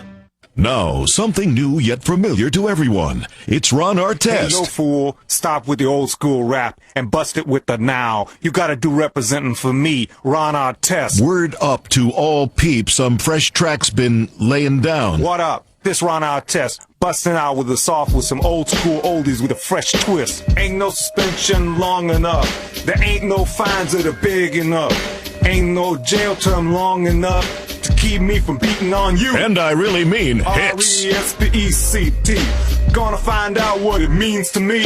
R-E-S-P-E-C-T. You better not be dissing me, yo. Spreading the love. Peeps all over the world join hands, make a love train or beat your brain. True warrior even does Streisand. Peeps who beat other peeps are the happiest peeps in the world. Ron Artest does the oldies with a fresh twist and a clenched fist. He's a jolly good felon, and I'm a jolly good felon. We are jolly good felons, and if you don't agree, you'll die. Getting real. Baby, baby, baby, where did my pay go? Endorsements done left me now. I need me a new loan, you know? Ron Artest, oldies with a fresh twist. From Concussion Records. Yeah, we put the con back in concussion. Available at NBA games and bail bondsmen everywhere. True that.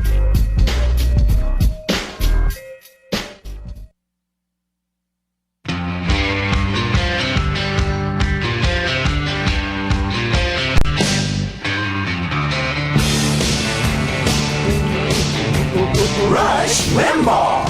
And it's powerful stuff. I got an interesting email during the break. Rush, I can remember in the past where you had a caller like that, you would try to teach them why they were wrong. Why did you just not ask the guy to hold on and tell him where he was wrong? It's a great, great question. And in this instance, it was simply my instinct. We were talking with somebody who was purposely pig ignorant. We had somebody on the phone who was not interested in being right or wrong. We had somebody on the phone who was nothing but a partisan hack. Not one thing he said was true. There was this guy, the things that he was attempting to tell us he believed, that was not the point. He's simply trying to counter what is being effectively stated on this program. Let me go back to the first hour and our affiliate in Chicago, WLS, where they interviewed Dick Durbin.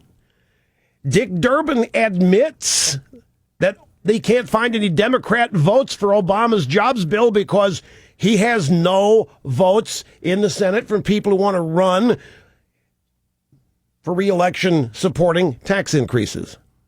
He can't find any Democrats who will vote for tax increases right now when they're up for re-election. So you got one of Obama's lieutenants in the Senate admitting that it's a tax increase bill. You also have even the there's a talking points memo, a blog, which is essentially a Democrat outpost, says Obama's jobs bill increases taxes by $1.5 trillion. To the left, that's one of its selling points. to the genuine left, not like this guy that called, but to the genuine left, the fact that there are $1.5 billion in, or trillion, $1.5 trillion in tax increases is why they like it. It's the class warfare. They think only the rich are going to get soaked. So this guy calls up and he wants to harp on the payroll tax, $250 billion. We've been there and done that. On Tuesday, Obama tried to keep pressure on Congress to consider his $450 billion jobs bill. Dick Durbin, well, the oil-producing state senators don't like eliminating or reducing the subsidy for oil companies. How do you people on the left like hearing that? You hate big oil. You want to get rid of what you think is a tax break. And here's Durbin saying Democrat senators won't vote to get rid of that, not when they're up for re-election. And then Durbin said there are some senators who are up for re-election who say, I'm never going to vote for a tax increase while I'm up for election, even on the wealthiest people. So I get a guy who's essentially calling me from a blog, trying to simply score some political points. He's not interested in what's right or wrong. This guy's just a partisan hack trying to counter the effective dissemination of information on this program. And, of course, it's always going to fail. We're rooted in the truth here. We are engaged in a relentless, unstoppable pursuit of the truth. The left's only hope is to blur the truth. The left's only hope ever is to pull off a series of lies about what they believe and what their intentions are. This Talking Points memo, the Democrat House organ admitting, and they're proudly saying, $1.5 trillion of tax increases in this bill. So that's why I didn't hang in with the guy, folks, because it would have been like trying to talk to James Carville. Not going to change his mind about anything, and that's not why he called anyway. I don't even know that he really believed what he was saying. He was just...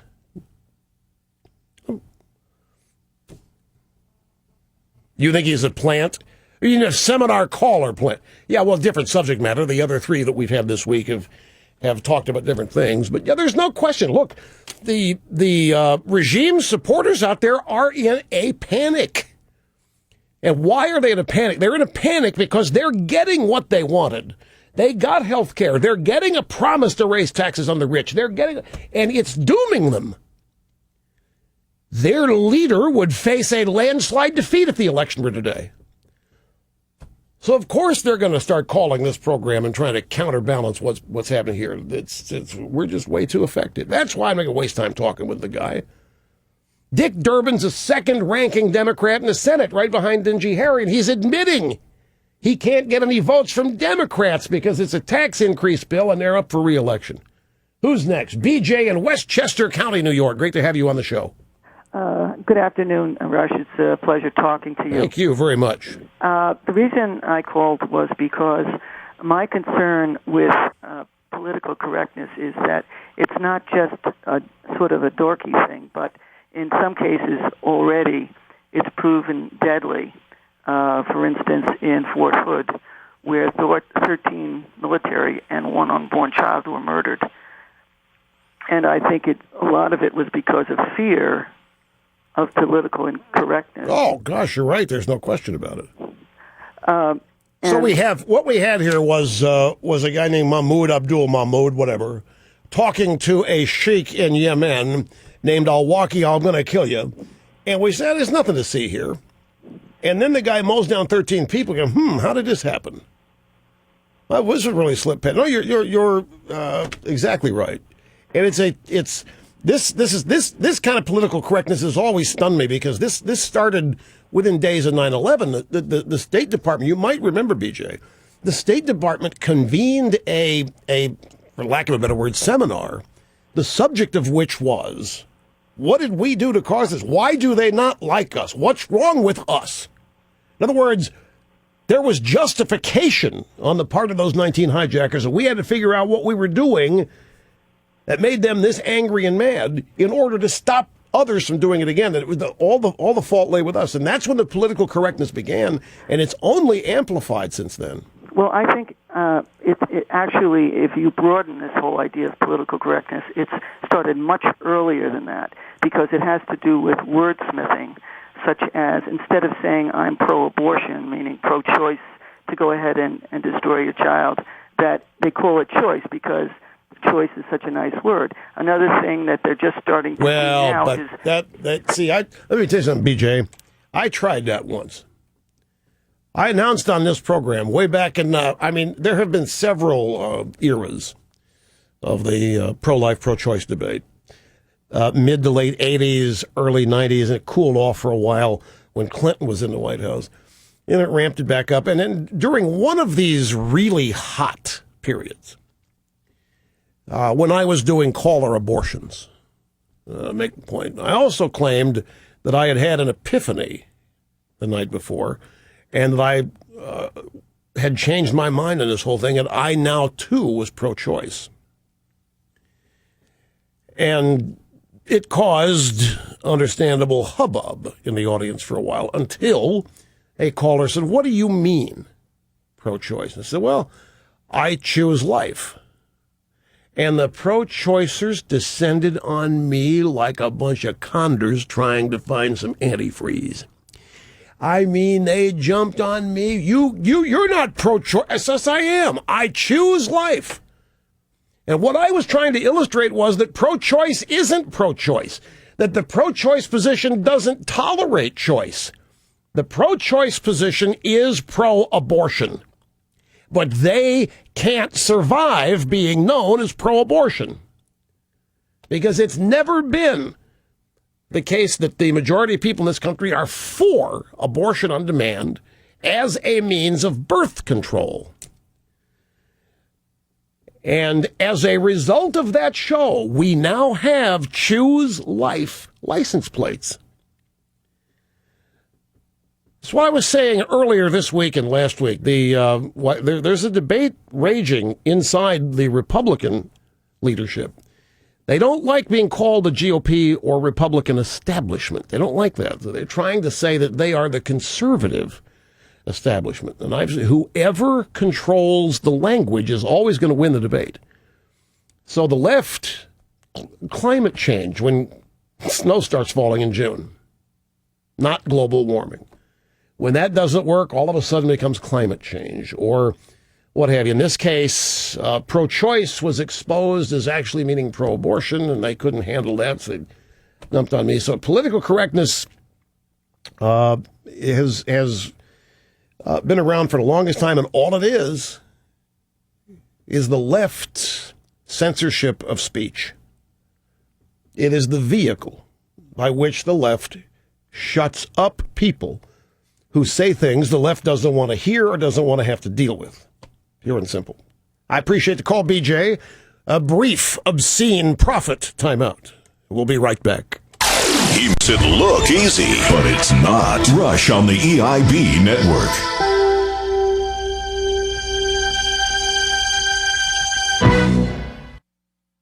I want my Al TV. I want my Al TV. And you'll want your Al TV too. Hi, I'm Al Gore. Remember me? Now I've got my own cable TV channel called Al TV. Al TV, committed to being young and irreverent. Cool, huh? We'll discuss the issues that you care about, like global warming. This is the sound of a cow threatening the world. They used to love that when I was vice president. Call your cable operator and demand Al TV. That's G-O-R-E. Youthful and irreverent. Kind of like a radio shock jock. With short hair. It's Al TV. I know you'll remember this. I'm the one who stuck his tongue down Tipper's throat at the convention. Ew. Tell those money-hungry cable operators you want your Al TV. I want my Al TV. The 1950s. You wanted to see me, Principal Smith? Jimmy, take out your wallet. My wallet? What is that circle imprinted on the side? Nothing, sir. Don't give me that. It's one of those C things. A condom? Don't take it out right now. I certainly hope you weren't planning to use the thing. No, sir. You won't now. I'm taking that C thing and destroying it. Yes, sir, but just one thing. Don't tell my parents. The 1990s. You wanted to see me, Principal Smith? Yes, Jimmy, take out your wallet. My wallet? What is that circle imprinted on the side? I don't have a circle. Just as I thought. Put this in your wallet right now. This C thing? It's a condom, Jimmy, and you better make plans right now to use it. Yes, sir. I won't destroy your faith in me. Good, Jimmy, but just one thing. Don't tell your parents. This message has been brought to you by Bungee Condoms, celebrating 40 years of progress. From being hidden in your dad's wallet to being handed out in your schools. Bungee Condoms, where quality is more than just a word. It's a slogan. Be an army of at least one. By volunteering for duty as a DNC seminar caller, you'll receive advanced basic training from our sensitive, caring professionals. What's your number, soldier? 1-800-282-2885? How you gonna make it past the call screener if you don't know the number? Drop and give me 20 on the rotary dial. The rest of you, repeat after me. I love your show, and I always agree with you. And I voted for Bush. And you'll earn promotions and medals. Son, we're very proud of you. What's that medal for? This one's for touch tone. This is for getting past the call screener, and this big one here is for actually talking to the host and flawlessly saying, I love your show, I always agree with you, and I voted for Bush. Be on radio and say what we want you to say. All scripts provided by the Democratic National Committee. Help us take back our monopoly on public opinion. Volunteers especially needed from noon to 3 Eastern. Most Americans.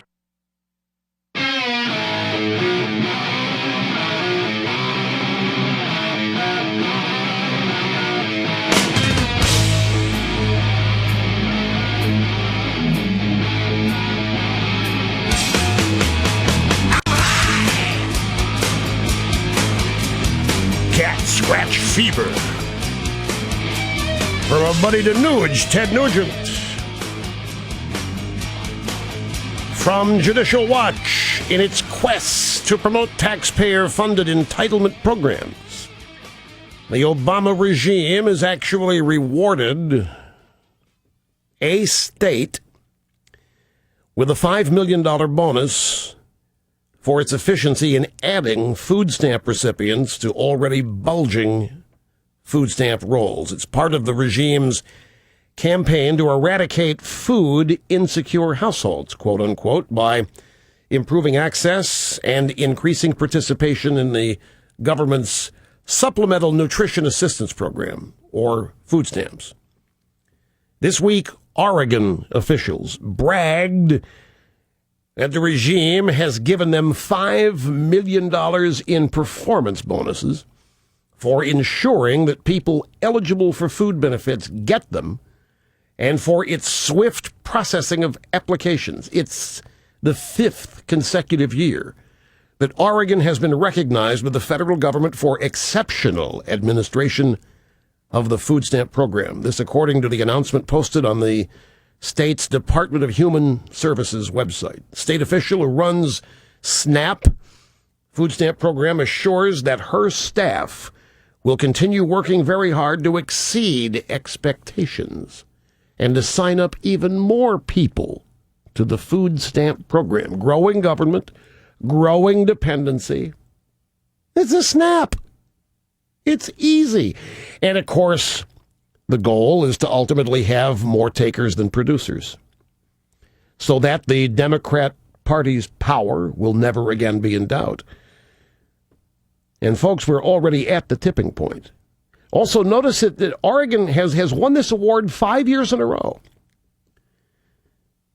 And by the way, I'm sure it's just a coincidence here, but Oregon has had a 60%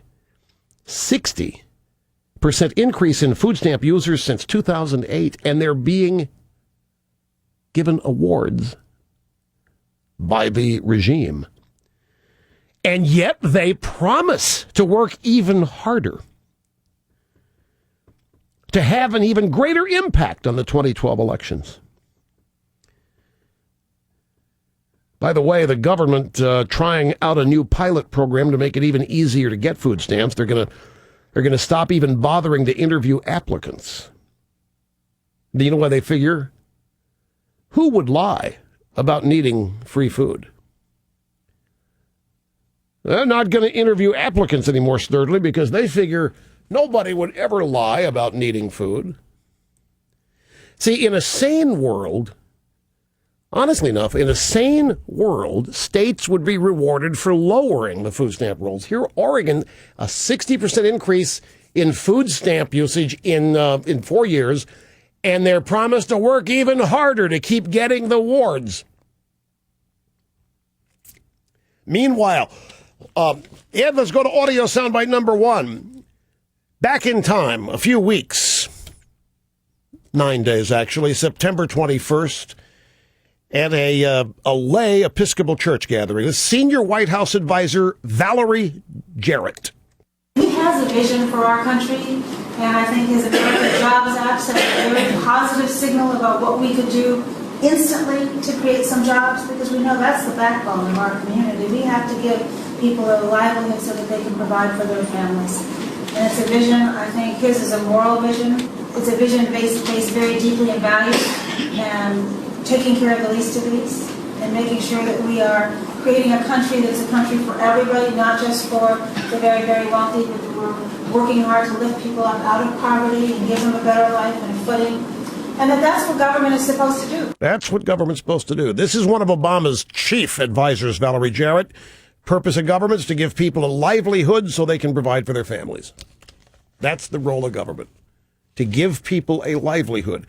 You want to get, I don't know, this is going to make, you're going to have a gamut of emotions here. You're going to get mad as heck and you're going to feel sick. This morning on Good Morning America, during the Bringing America Back segment, they actually have a segment of Good Morning America called Bringing America Back.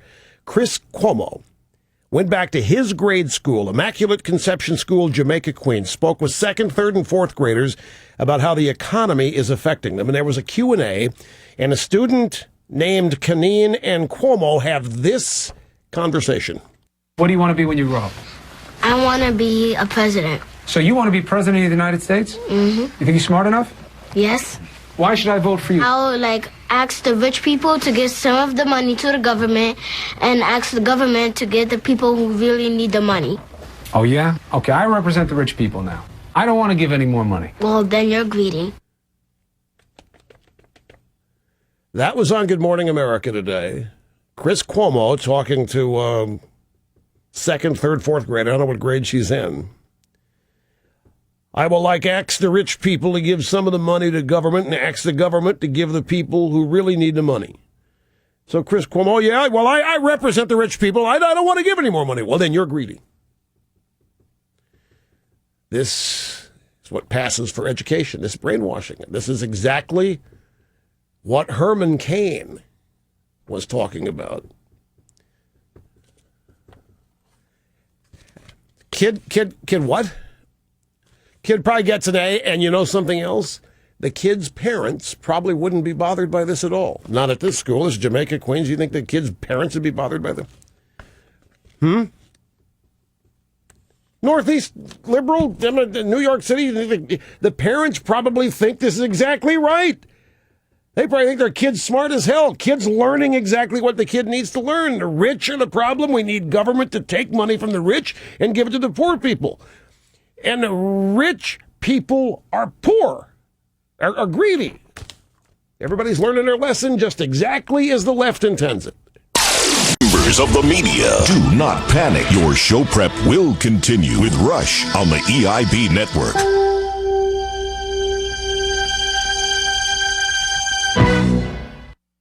I want my Al TV! And you'll want your Al TV too. Hi, I'm Al Gore. Remember me?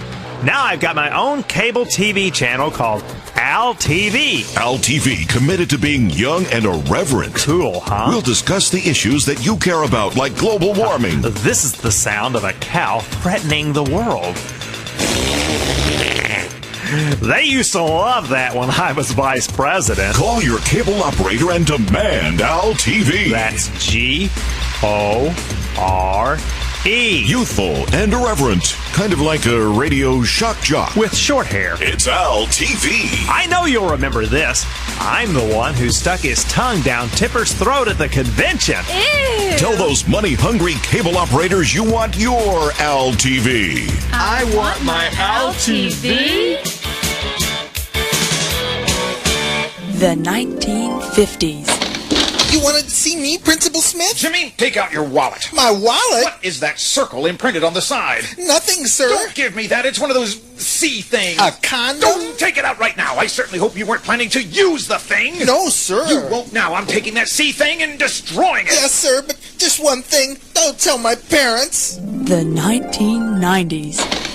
You wanted to see me, Principal Smith? Yes, Jimmy. Take out your wallet. My wallet? What is that circle imprinted on the side? I don't have a circle. Just as I thought. Put this in your wallet right now. This C thing? It's a condom, Jimmy, and you better make plans right now to use it. Yes, sir. I won't destroy your faith in me. Good, Jimmy, but just one thing.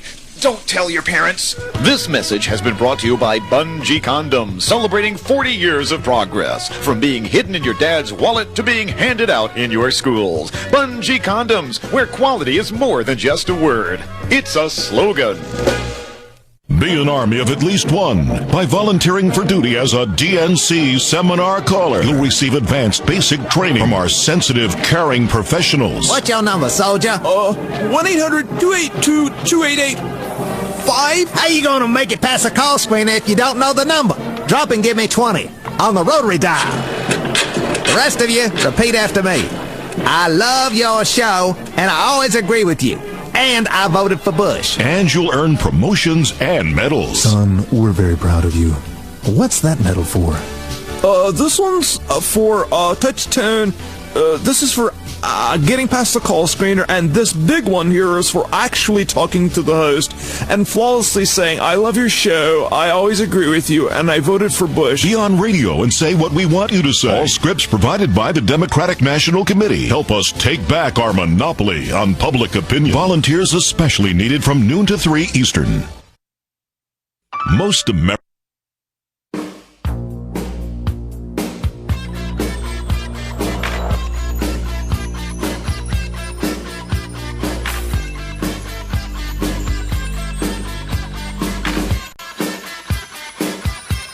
Another exciting, busy broadcast hour is in the can and on the way over to the warehouse, housing artifacts for the Limbaugh Broadcast Museum, the virtual version of which is up and running, and it's really amazing to see.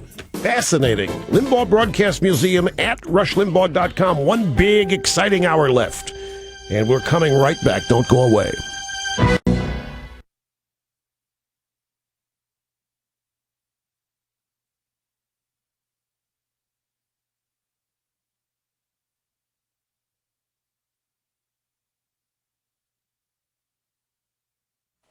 Attention EIP affiliates. Stand by for the Rush Limbaugh promo feed. Copyright 2011. EIP Net. Start all recording devices in 3, 2, 1.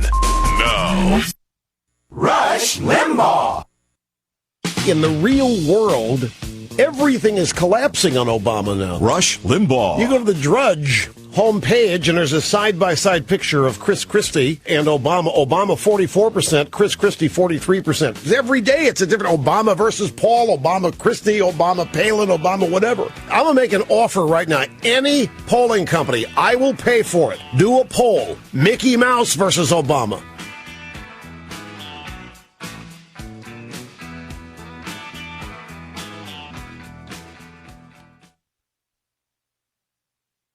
In the real world, everything is collapsing on Obama now.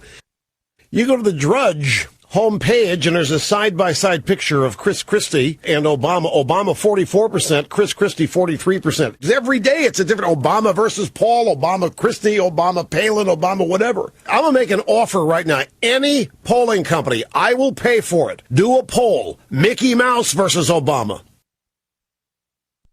You want to know why Herman Cain won the straw poll in Florida? Because you can't find one example of Herman Cain at any point in this campaign not being a conservative. The Rush Limbaugh Week in Review. I know where this country is. I know what the people of this country want, and they don't want John McCain Jr. They don't want another moderate. They want a conservative. The candidates who are proudly, unashamedly, cheerfully, unabashedly conservative are going to win.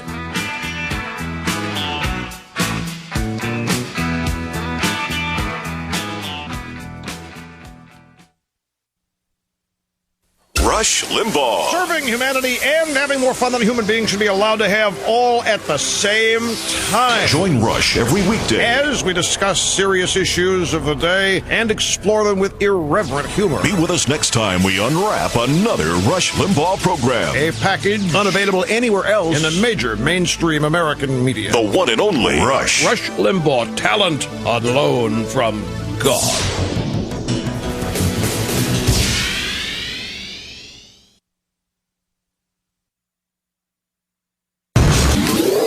This concludes the promo feed. Production directors everywhere. Be with us next time as we make your life easier on the EIB network.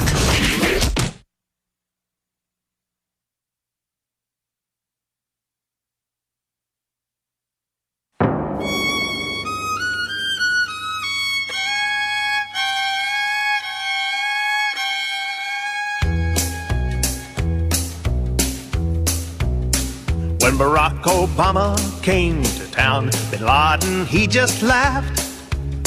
He laughed. 'Cause Barry said he'd close Gitmo and choose another path. But the point of a gun was the only law the terrorist understood. When it came to shooting straight and fast, Barry was no good. From out of the left, he brought his friends with law books in their hands and plans. They said, let's take him to New York and put him on the stand. But the point of a gun was the only law that Bin Laden understood. When the final showdown came at last, a law book was no good. Many times Bambi cut and run, many times he would stall. But the man who shot Osama bin Laden, I shot Osama bin Laden, he was the bravest of them all. The love of a job will make a man do what he should have done at least once. Just trying to be re-elected in a few short months. And the point of a gun was the only law that Bin Laden understood. When it came to finding him at last, waterboarding worked. Many times Bambi cut and run, many times he would stall. But the man who shot Osama bin Laden, I shot Osama bin Laden, he was the bravest of them all. The man who shot Osama bin Laden, he shot Osama bin Laden. Beside that soldier, you look small. Hey, that's not fair. I sent him and watched from my corner of the Situation Room. I had to stay up late and make decisions on a weekend. And I didn't get a fruit cup. Somebody promised me a fruit cup. Republicans didn't give me a chance. They didn't even want me around. But now I'm back to show Democrats I can really shake them down. If you love me, if you love me, if you love me, if you love me, if you love me, if you love me, help me pass this bill. Read it now. Work, work. I got green jobs for the shady. Work, work. And free stuff for the lazy. Work, work. It's a jobs bill that'll save me. Work. I'm a master debater. He's a master debater. I got truth to twist. Truth to twist. Tell me, baby. Tell me, baby. Do you like it like this? Do you like it like this? Tell me. Tell me. If you love me. If you love me. If you love me. If you love me.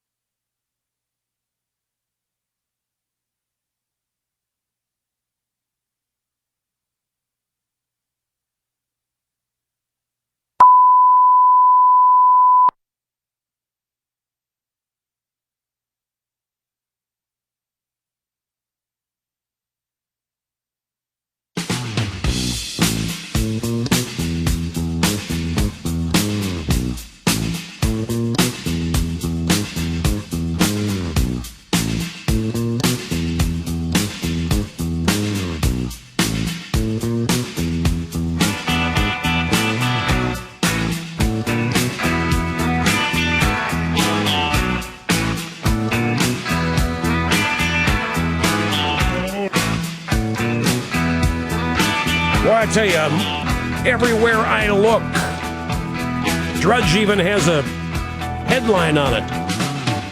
The left, to Democrats, to media, obsessed with Chris Christie's weight. They're just obsessed. And they're debating whether it would hurt him or help him, given that there's so many other obese voters. If you start attacking Christie because of his weight, will you cause a sympathy vote for the guy? Fascinating. Now, let's get these people. And now, from sunny South Florida, it's Open Line Friday. And we've got one big exciting hour to go, serving humanity simply by showing up. Rush Limbaugh behind the golden EIB microphone. And Open Line Friday means you get to talk about whatever you want to talk about. Telephone number is 800-282-2882. The email address, lrushbo@eibnet.com. Now, how is this? How is this for pandering? This is from Fox News. Vice President Bite Me yesterday hosted the annual Hispanic Heritage Month reception. He did it at the Naval Observatory, which is where the vice president's residence is. I have been there. Not when Bite Me was Veep, when Cheney was, but I've been there. So it's understandable that given Hispanic Heritage Month, the guests included about 100 Hispanic veterans, active duty service members, elected Hispanic officials, and others. The music was classical Mexican. And according to the Poole report, in his remarks, Biden looked at the audience, 100 Hispanic veterans, active duty service members, elected officials, and said, "You were all here before us." Yes, he did. You were all here before us. You were all here before us. I'm told that I didn't close the loop on my comment that all the news reports are talking about al-Awlaki being American-born. Every news story leads with that fact that he was American-born. Why do you think that is? Let me just ask you, Snerdley, why do you think it's such a big deal to the media? No! Oh, you sounded like Ron Paul. Snerdley says because Obama killed him without any charges, without any due process. That's what Ron Paul said. Here, grab audio 7x27. This is Manchester, New Hampshire this morning at a campaign event. Ron Paul talking to reporters about the death of the American-born Anwar al-Awlaki. Reporters said overnight al-Awlaki was killed, confirmed by the U.S. government. What do you think about that? Is that a victory for President Obama? Awlaki was born here. He's an American citizen. He was never tried or charged for any crimes. Nobody knows if he ever killed anybody. We know that he might have been associated with the underwear bomber. But if the American people accept this blindly and casually, that we now have an accepted practice of the president assassinating people who he thinks are bad guys, I think it's sad. Yeah. No due process, no charges. Never tried. Nobody knows if he ever killed anybody. We know that he might have been associated with the underwear bomber and the Fort Hood guy, but we don't know. We just wipe him out with a jet, a drone, missiles, or what have you. Not cool. Now, the reason that they refer to him as American-born, isn't this obvious? In the first place, I'm not going to read his bio to you. I mean, we only have an hour left here, and I don't want to bore you. But no, there's nothing American about the guy. He's there. If you go through the bio, and I'm really not going to take the time to just don't doubt me on this. There is and was nothing American about this guy, but the reason they're calling him American-born is the message is, see, not all the terrorists are in the Middle East. The terrorists are right here in America, and meaning we grow them too. Meaning we inspire terrorism, and it's not just those people over there. We've got our own terrorists here. It's politically correct. It's an attempt to blunt the notion that all terrorism originates in the Middle East. American-born. Remember, there have been a bunch of these American guys, and the fact that they were American-born, in some cases raised, is always front and center. Yeah, it's a fascinating thing. Chris Christie's weight. They're all out there talking about it. Well, it's a bad example. What's his energy level going to be? We got a whole culture based on exercise and energy, and this guy comes along. What if he doesn't make it through the first term? All these things are being speculated about because of his weight. And they're going out there talking to experts in the medical and health fields to try to get some interpretation. I have, folks, as a powerful, influential member of the media, sometimes I am asked to look at movies before they come out. And I looked at a movie, they got a screener copy of a movie called Killer Elite. I guess I got it last week sometime. Did you see it? Yeah, it's a fascinating story, and it's an action shoot 'em up, but it stars Clive Owen and Robert De Niro, Jason Statham. Is that how you pronounce his name? Statha. Statham. He's a British action adventure guy. Transporter. Yeah, a guy from So it's got a good cast. That's what intrigued me about it. And I figure, is a movie with De Niro in it, and they want me to have an advance look at it? I mean, that's odd. So I needed to know, what's it about, Killer Elite? And it's based on a book. It's kind of a complicated story, and it's somewhat controversial because it's based on a book, and the author claims the story's true, but nobody can confirm it. Nobody will confirm whether it's true or not. In the early 1970s, British intelligence was drawn into an unholy alliance with an Omani oil sheik who had 6 months to live. Now, the sheik wanted revenge on British security and intelligence people who had killed 3 of his 4 sons. So he wanted blood for blood.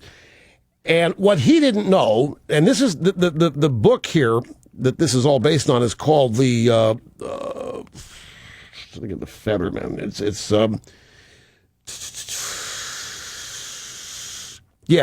And this is the book that purports to be true, but nobody knows if it is. And what the Sheikh guy didn't know is that all 3 of his sons were actually killed under direct orders from British intelligence by SAS Special Forces during the secret Oman War. And he didn't know that. He just wanted revenge for these 3 killings. So he goes out and he hires the best hitmen of the day. This is where Clive Owen and De Niro enter the scene, also, and Jason Statham. And their charge is to go kill the perpetrator, these British intelligence guys, and make it look like an accident in each incident. The movie is, what I found fascinating about it is it's a shoot 'em up, and it's full action, but it's like, I've seen a bunch of action movies that there is no plot, you can't detect any story, and that doesn't matter because all it's about is the special effects and the action. This thing is the other way around. There actually is this story to it, and they make it pretty clear what's going on as you watch it. So it's a shoot 'em up combined with a pretty good plot. I actually enjoyed it. And it's the guy that's directing it, I guess, is directing his first-time full-length movie. And there's you got a great cast behind this thing in terms of people's reputations. I knew nothing of the story before I was given the DVD screener, and I had to educate myself what the story was all about. But what ended up happening here, there was an internal struggle that went on within British intelligence. Those who were assigned to kill the SAS agents involved in the assassination of the Sheikh's 3 sons and those who were trying to protect them. And to this day, British intelligence denies that any of this took place, which they would have to do. And even the author of the book, The Feathermen, that's the book on which this movie is based, won't discuss it. He won't discuss the controversy or the story that he once was so adamantly defending to be real. So it just added more to the intrigue of this. Now, this oil sheikh is from Oman. He's not a Saudi sheikh. This all happened back in the 1970s. But it is about the actions, the secret actions of British intelligence, taking out this Sheikh's 3 sons. He finds out about it. He wants revenge, but he doesn't want it known that he has anything to do with it. He totally bloodthirsty, and he wants revenge by knowing that the people that killed his sons are dead. He doesn't want it known he had anything to do with it. And that's why he demands that each of these deaths be staged as an accident. And that is a big part of what the movie is about, is how these guys go about staging assassinations as legitimate actions or accidents. It opened last weekend, and it did pretty well, and they've got it on more screens this weekend. So, Killer Elite.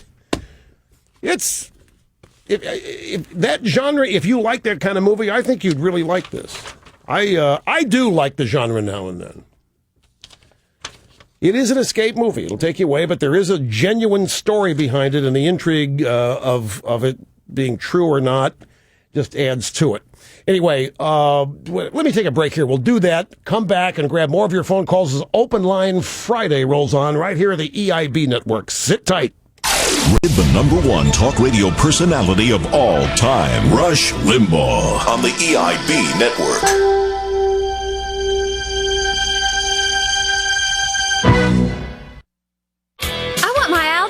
I want my Al TV! And you'll want your Al TV too. Hi, I'm Al Gore. Remember me? Now I've got my own cable TV channel called Al TV. Al TV, committed to being young and irreverent. Cool, huh? We'll discuss the issues that you care about, like global warming. This is the sound of a cow threatening the world. They used to love that when I was vice president. Call your cable operator and demand Al TV. That's G-O-R-E. Youthful and irreverent. Kind of like a radio shock jock. With short hair. It's Al TV. I know you'll remember this. I'm the one who stuck his tongue down Tipper's throat at the convention. Ew. Tell those money-hungry cable operators you want your Al TV. I want my Al TV.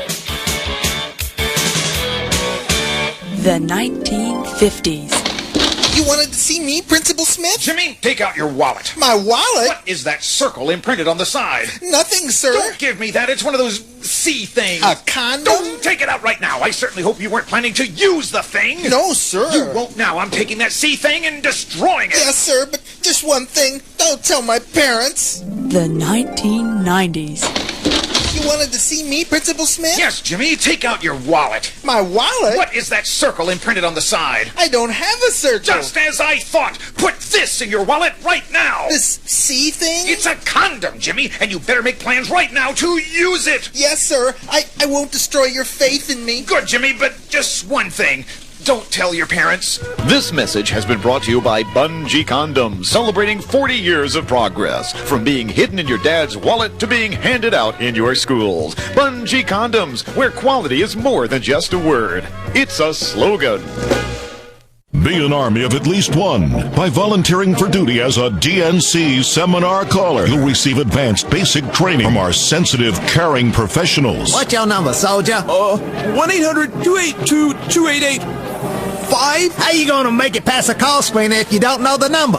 Drop and give me 20 on the rotary dial. The rest of you, repeat after me. I love your show, and I always agree with you. And I voted for Bush. And you'll earn promotions and medals. Son, we're very proud of you. What's that medal for? This one's for touch tone. This is for getting past the call screener, and this big one here is for actually talking to the host and flawlessly saying, I love your show, I always agree with you, and I voted for Bush. Be on radio and say what we want you to say. All scripts provided by the Democratic National Committee. Help us take back our monopoly on public opinion. Volunteers especially needed from noon to 3 Eastern. Most Americans.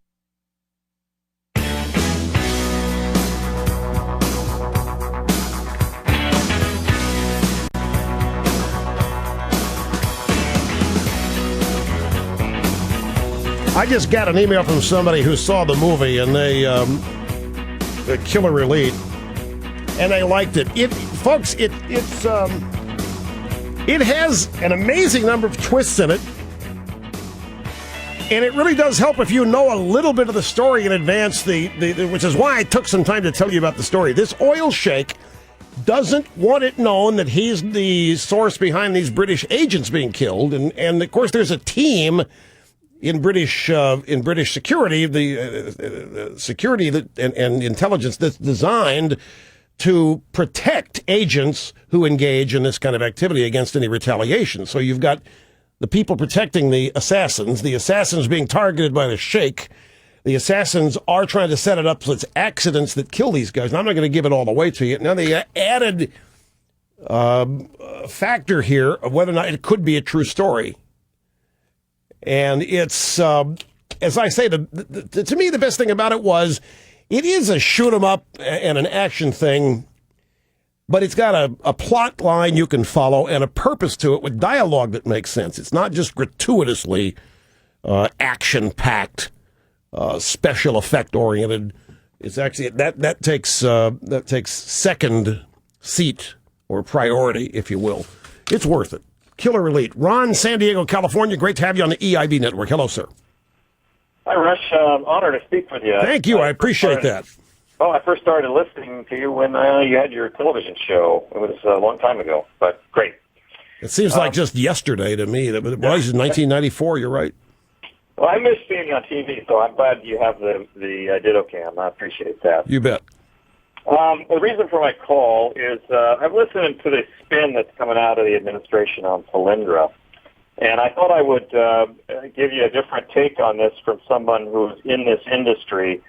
I've been a tech entrepreneur for a long time, been in the semiconductor industry for over 30 years, and I've made investments and been on the boards of several startup solar companies. And the spin that I hear, which is, they're blaming China for its failure, is just so far from the truth. And there's actually a hidden story in this, and it goes to the administration's sort of war on coal and some of the other sources of power to generate power we have in the U.S. Yeah, exactly. And basically the industry is known for over 10 years that to make solar panels viable, they need to have the panels cost $1 per watt to the consumer. That's the way that it's competitive and actually gives you a return on investment over its 20-year expected life. And they're nowhere near that, and China's nowhere near that. Of course. There's no business there. Exactly. So the failure of Solyndra was, one, it's a bad business model to begin with, and then it's incompetent management, which may be criminal. Let me tell you something. Ron, let me tell you, the more I learn about this, the more I look at it, I'm beginning to wonder if solar energy was ever the real purpose of this whole thing. Because the more I look at this is just a giant slush fund. All of these solar energy loans, companies getting federal loans, they're all made up of Obama bundlers and donors. They're all being paid back for what they donated. They're getting their campaign contributions back. Under the guise of trying to create some clean energy, they're going bankrupt. They're going through federal money. Now they're clamming up. They're not saying anything. Obama, in the midst of all this, keeps handing out more money to his bundlers and donors, and the money is going to be coming back to him. At least a little of it is in the form of donations and so forth. I smell a giant rat with all of this. I think the last thing anybody was actually trying to do here was create solar panels. Well, you're exactly right. And the other part of this is what they're trying to do to restrict coal and natural gas. Because in the U.S., our cost per kilowatt hour right now is about 10 cents on an average. Yeah. Where if you look at Europe, it's 30 cents. And look what happened to Europe when the government took away its subsidies. Even at 30 cents a kilowatt hour, you would think that would make panels more competitive. But when they took the subsidies away, the whole thing crashed. Precisely. What does that tell you? It means there's no business there. It means there's no market for it. So if you take away our cheap source of power in the United States here, coal and natural gas, and even nuclear, you force the price up, which is what they're trying to do. Because if you can't make the panels any cheaper, you raise the price of the alternative to the point where people have to accept it. Where is the government grant for fracking? Fracking is horizontal drilling. It's a way of extracting oil. It is causing a boom in the Dakotas. It's causing a boom in a number of places, and it's American, and it can provide us enough energy for a century. And the regime is fighting it every way and every day that they can. They don't want any part of this because it's oil, and there's no subsidies for this. Is not about energy. I'm telling you, we've got a genuine case of crony capitalism corruption here that would rival anything that's happened in any previous administration. This is redundant, too. It's happening more and more solar companies, more and more people, more and more bundlers, donors, contributors to Obama. It just keeps adding up here. And as you point out, there's no business. They were manufacturing their solar panels at Cylinder for $6 and selling them for $3. And hoping to make it up on volume, while at the same time telling us they couldn't compete with the Chi-Coms because the Chi-Coms are underselling them. So how in the world are they ever going to get any volume sales? It leads me to believe, and now they won't say a word about it. This whole thing is just, it stinks to high heaven. Add to that the fact that we've got this idealistic, theoretical, utopian, grand plan of clean energy. The recent grants totaling over $1 billion. One outfit's getting $737 billion. Solar energy plant, they're going to create 55 permanent jobs. It's going to cost in the neighborhood of between $16 and $22 million per permanent job if the business works. And this is said to be advanced thinking, forward thinking. It's the new way. It's clearly not about energy. It's not about green energy. It's not. This is just the PR selling point to convince people to support it and not oppose it, go along with it. It's not sustainable. It doesn't make any economic sense. There's no business there. It's the old adage, follow the money. 9 times out of 10, 99 times out of 100, you'll always find the answer to whatever perplexes you if you're able to follow the money. Thanks for the call out there. We will be right back. Now a message from President Barack Obama on how he plans to help Americans cope with higher gasoline prices. My fellow Americans, I'm sure that you, like most Americans, are feeling pinched economically by higher gas prices at the pump. Recent political events in the Middle East have destabilized oil-producing nations, disrupting supply, raising prices, and calling into question America's dependence on foreign oil. As president, I would have preferred a gradual adjustment, but I can't do anything about the high cost of gasoline. But you can. Buy the all-new Chevrolet Volt, Government Motors' first full production electric car for just under $50,000. Consumer Reports said it was the only electric car that GM makes, and that it was capable of going up to 28 miles in the snow. And you can extend that range by taking along an optional 400-pound second battery. Yes, you can buy an electric car that's slow, fuel-efficient, American-made, and more expensive than a Toyota Prius, even after a $7,500 tax credit. The Chevrolet Volt. Last month we sold over 281. Who knows how many more we'll sell if gas prices reach an optimum of, say, $15 a gallon. The Chevrolet Volt. Buy here, buy now.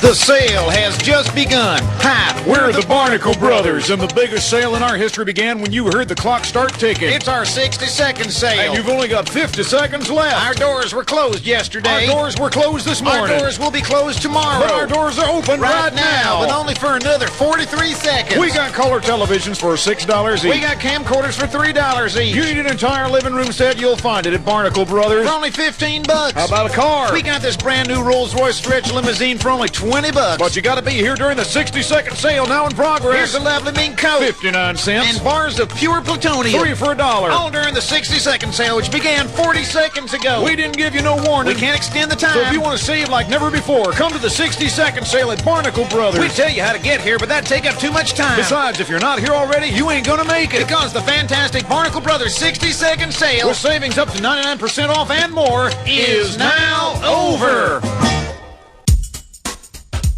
And now, a sad story of hard times from Sharpton and Jackson. The Justice Brothers. Times are hard out there.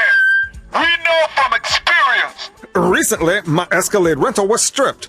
Rims, radio, and reclining bucket seats. And while everybody's talking about a double dip, we got a triple scoop recession at the National Action Network. We both need a stimulus now more than ever. And a payroll tax holiday. Payroll tax holiday? Yeah, retroactive to the second quarter of 1998. But no matter how bad it gets, we both have each other to lean on. That's what being a justice brother is all about. I help you, and you help me. That's right. You want to buy a raffle ticket? Well, let me see. Oh, you don't want to look at that. First prize, dinner with Al Sharpton, he pays. Second prize, dinner with Al Sharpton, you pay. Third prize, selected auto parts. Hey, wait a minute. Those are my rims. Come back here, you hustler. You just think these are bad times. I'm going to give you a really bad time. I didn't know it was from your escapade. Times are hard. Love and togetherness through thick and thin. Sharpton and Jackson, the Justice Brothers.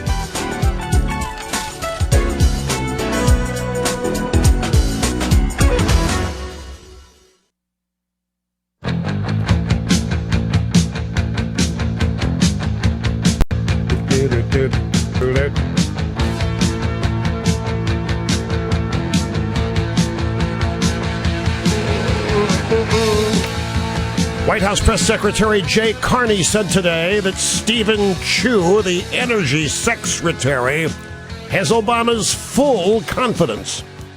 Stephen Chu is actually charged with implementing all of these subsidy programs to all these solar energy outfits. Now, this can cut two ways. In sports, when a coach or the manager gets a full vote of confidence from the owner, he's gone. In politics, can also be the same way.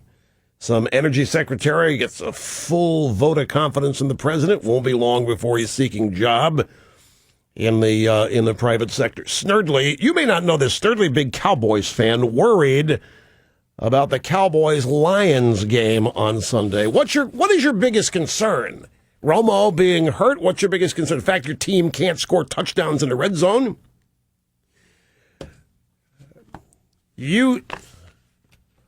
All right. You mean the offensive line has no cohesion? Well, no, the receivers know where to line up. They're having trouble catching ball, which is a fundamental requirement of a receiver. I'll tell you, the Lions are for real. That they got a great coach, Jim Schwartz. Jim Schwartz, the head coach of the Lions, is a great guy, and he's a superb football coach, a defensive coordinator from the Tennessee Titans. That defensive line of the Lions, if I'm Romo and I get a pain-killing shot, I ask for a double dose. Ndamukong Suh is one of the most intimidating defensive linemen in the NFL today. I don't know that the Cowboys' front line, as you say, is they're going to have to double team him, and they're just going to open the pathway up for others. I think it's at Dallas. That helps. But the Lions are on a roll. They come a 4-0 finish the season last year, won 4 straight. They're 3-0 this year. But the Cowboys are surprising. They're winning games. They beat the Redskins. I think Troy Aikman, this is not going to make you happy. Troy Aikman said earlier this week that the Lions remind him of the Cowboys in his first couple of years. First year for Aikman with the Cowboys, they were 1-15. By the third year, they were in the playoffs every year. They started winning Super Bowls. So I think a lot of people are taking the Lions seriously. I'd have to look at the point spread. That's what you want, right? You just want straight up winner? Straight up winner? I think you're going to be disappointed. Snurdly, I think. I really don't want to see the point spread, though. I haven't bothered to look at it, but I want to see the line. That will tell me a lot.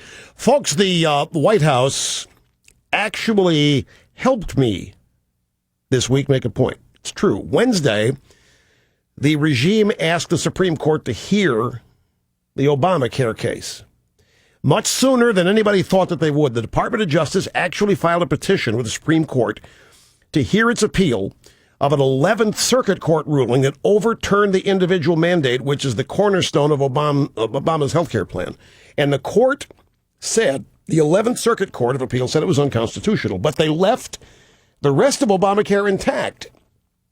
And a lot of people find, well, that's strange because the rest of the bill hinges on the mandate. The mandate is how the thing gets funded in large part. So there are any number of ways that this can go now. And you're going to see this played out in a big way now in the first half of 2012. And it's going to all be about the law and the Constitution. Now, I have been encouraging all of you to educate yourselves even beyond what you think you know about the Constitution. How and why it came together as it did. Hillsdale College put together the great course, this online course that gives you a reorientation, a new way of looking at and understanding the Constitution. I mean, you know it exists and you know it's the law of the land, but this course makes it relevant for you in today's world. There is virtually nothing for you to do except go to your computer and sign up and watch it free. Online, on demand, from Hillsdale College. When you want, it'll be available. 100,000 people have already started watching it, signed up. This is Dr. Larry Arnn's largest viewing class of all time. He's the president of Hillsdale, the lead lecturer here. Great professor, knows the subject like no other. And all you do is go to rushforhillsdale.com. Sign up is free. Watching it is free. You get to pick the time you want to watch it. There's not a single test involved, just pure education. And I know you think you know the Constitution, and even if you do, you're still going to have an entirely different appreciation and understanding of it, and you will be even more enthusiastic about this document, even more patriotic than you already are. Pure and simple. Rushforhillsdale.com. Katie in Rochester, Michigan. Welcome to the EIB Network. Hello. Hi, Mr. Limbaugh. Long time no talk. Katie, long time no talk. Rochester. Katie from Michigan is back. Katie from Michigan is, let me see, former college co-ed. Yes, I believe the words were, you immortalized me as a college student. The college student, and you're back. Well, to what do we owe the pleasure?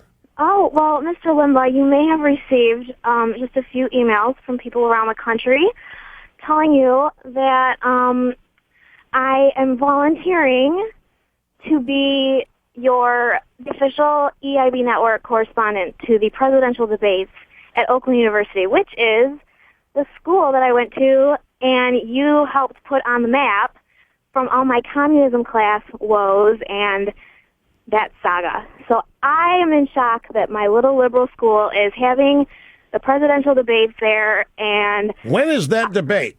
it's going to be November 9th. I believe it's a Wednesday. I had to let you know. Are you the one that had the communism class? Yes, sir. All right, okay. Remember all that good stuff? You know, with all that. Yeah, I remember. You were gutsy. You were very gutsy and courageous here. I remember you. So you want to be... I haven't changed, because back when we talked during the election about Obama and I had people calling me asking what you thought about things, you said use the opportunities and the platforms you have while you have them. So I thought, you know what? Let's be gutsy again and tell Mr. Limbaugh that I am ready to go and I'm the perfect person to, you know, give a little take on the GOP debates if I can get myself in there. Well, what do you mean get yourself in there? You just show up and get in there. Well, I mean, I would assume I'd have to have media credentials. Oh, wait a minute. Now I get it. You want to be able to get in there by saying you are the EIB network correspondent. Why, yes, sir. You want credentialed, and you want... That's it. You want me to help you get credentials so you can get in there, and then after that, you want to call here the next day and report what happened. Of course, because you know as well as I do, we cannot depend on the mainstream media to give us the true. No, but it's going to be on television. Katie, I don't want to deflate you here, but it's going to be on television.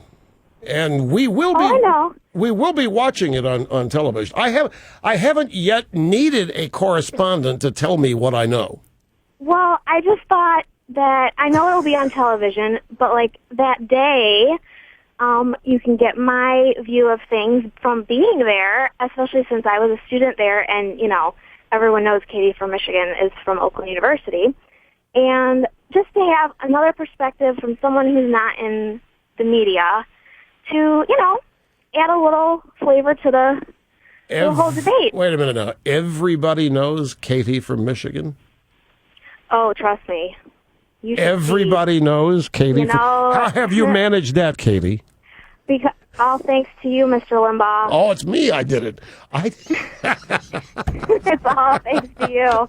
People still are like, oh, wait. You're Katie from Michigan. Okay, Katie, look, I have to run here. I got an obscene profit timeout, but I'm gonna you stay on hold, and I'll have Snerdley ask you what has to happen here. I don't have reporters, and I don't know. I've never asked for credentials for even myself, so I don't really know what needs to be done here to get you credentialed. And then let's get in this new territory together. We can make it happen. Yeah, yeah, that's all. And then I have to decide. I'm just going to be honest here with Katie. I have to decide whether or not I want on-site reports during the day of what's going on before the debate. But in the meantime, while we hash this all out, you stay on hold. Snerdley will get your vitals, and you tell him what's necessary here to get credentialed, and we'll see. We'll never know. This is okay. Thanks for the call, Katie. It's great to hear from you. You too. Thank you. All right. That's everybody. Katie from Michigan. Everybody. Katie from everybody knows her. And this is Open Line Friday, folks. This is what happens. We'll see what comes together with this.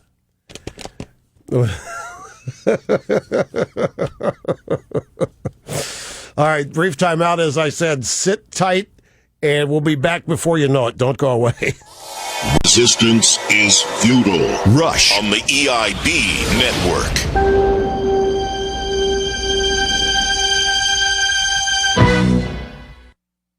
I want my Al TV! And you'll want your Al TV too. Hi, I'm Al Gore. Remember me?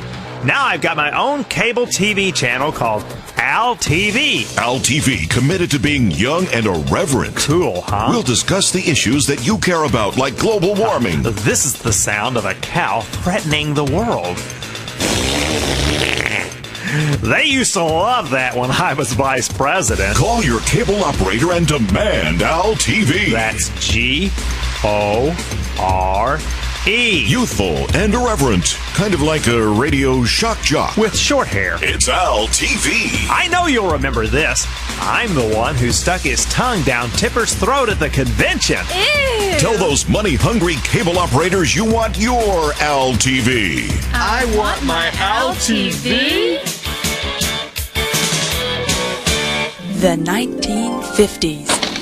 You wanted to see me, Principal Smith? Jimmy, take out your wallet. My wallet? What is that circle imprinted on the side? Nothing, sir. Don't give me that. It's one of those C things. A condom? Don't take it out right now. I certainly hope you weren't planning to use the thing. No, sir. You won't now. I'm taking that C thing and destroying it. Yes, sir, but just one thing. Don't tell my parents. The 1990s. You wanted to see me, Principal Smith? Yes, Jimmy, take out your wallet. My wallet? What is that circle imprinted on the side? I don't have a circle. Just as I thought. Put this in your wallet right now. This C thing? It's a condom, Jimmy, and you better make plans right now to use it. Yes, sir. I won't destroy your faith in me. Good, Jimmy, but just one thing. Don't tell your parents. This message has been brought to you by Bungee Condoms, celebrating 40 years of progress. From being hidden in your dad's wallet to being handed out in your schools. Bungee Condoms, where quality is more than just a word. It's a slogan. Be an army of at least one by volunteering for duty as a DNC seminar caller. You'll receive advanced basic training from our sensitive, caring professionals. What's your number, soldier? 1-800-282-2885. How you gonna make it past the call screener if you don't know the number? Drop and give me 20 on the rotary dial. The rest of you, repeat after me. I love your show, and I always agree with you. And I voted for Bush. And you'll earn promotions and medals. Son, we're very proud of you. What's that medal for? This one's for touch tone. This is for getting past the call screener, and this big one here is for actually talking to the host and flawlessly saying, I love your show, I always agree with you, and I voted for Bush. Be on radio and say what we want you to say. All scripts provided by the Democratic National Committee. Help us take back our monopoly on public opinion. Volunteers especially needed from noon to 3 Eastern. Most Americans think that illegals should head back home. We used to think so too, till we realized illegals could pay 21% interest on their credit cards, just like the gringos. Introducing the all-new Bank of Amigo card.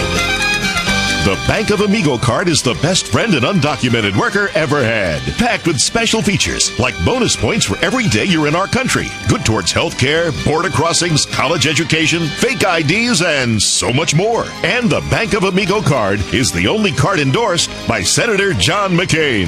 If you need cash and can't wait till mañana, then the Bank of Amigo card is for you. Plus, the more you owe, the less likely you are to be deported. There's no immigration check, no social security number required. Just sign your name, or anybody else's, on the dotted line. Caramba, it's easier than sneaking in. Thanks, Bank of Amigo. The Bank of Amigo card, because when it comes to money, we're all amigos.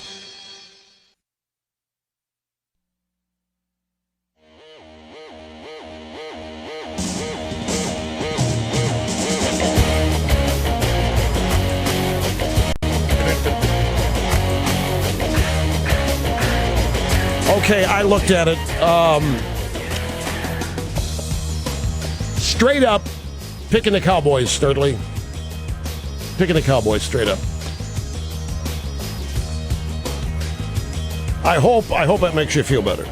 By the way, a lot of people want to know, well, have you picked a winner yet, Rush? Yeah, we have the latest sweepstakes winner, 2F by T. The person to whom we are going to personally deliver the tea, yes. But we're not ready to announce it yet. I mean, it's a random selection, but we've got to do the background stuff and all that. We got to make it. So we have notified the other winners. We called them on Wednesday. Normally these people, their answering machines pick up and we just leave a voice message. But I think now they're expecting us to call because every damn one of them picked up. You know, so we talked to them for about 10 or 15 minutes each. It's fun. It's amazing. You people in this audience are the greatest people. You know, down to earth, genuine, real people. And you know, every one of our sponsors that is a direct response client tells me that. When I have a meeting with them, they are just blown away with how polite, decent, just down to earth everyone in this audience is that they meet and interact with. And we found that too with our 2F by T winners. But the grand prize winner has been picked. When we have made the announcement, when we have called the winner ourselves, is when we will tell you who it is and where. But you didn't win it, the odds are, so that you need to focus on the next one coming up. We've got trips to Las Vegas planned, all kinds of stuff coming up between now and the end of the year as our ongoing 2F by T sweepstakes contests continue. So just be patient. We'll roll these out in conjunction with Republican debates and other political events because, of course, 2F by T, we're trying to tell everybody liberals are coming. Rush Revere. Who's next? Open Line Friday. Kristen in Sioux Falls, South Dakota. Great to have you on the program. Hi. Hi, Rush. Happy Friday. Same to you. Thanks very much. Thanks. I was calling. I recently read that the SIU is trying to organize or trying to unionize self-employed daycare workers. That's right. That's been going on for quite a while. Yeah, and I was wondering, how is that possible to unionize if you're self-employed? If you vote, if you can be thugged into it, if you can be intimidated, this is what card check is all about. If you can be persuaded, if you can be convinced that this is the best way for you to go. I mean, these people have, shall I say, powerful, influential techniques. And there's nothing in the law that would stop them from trying to organize daycare workers. Who do they unionize against if they're not being? They're not union. They're in this case they'd be unionizing against the oppressive parents who are not paying them a fair wage, and this would be a way of uniting and organizing all daycare workers into a single group where the salary wages would be set and the penalties and so forth. And you negotiate with the state is what would happen. And put the state in charge of your work. You say self-employed, but you then would actually become an employee of the state. That's what they're trying to do. They're just trying to swell the number of people that pay dues. This is just an attempt to end up with more money in the Democrat Party. That's all this is.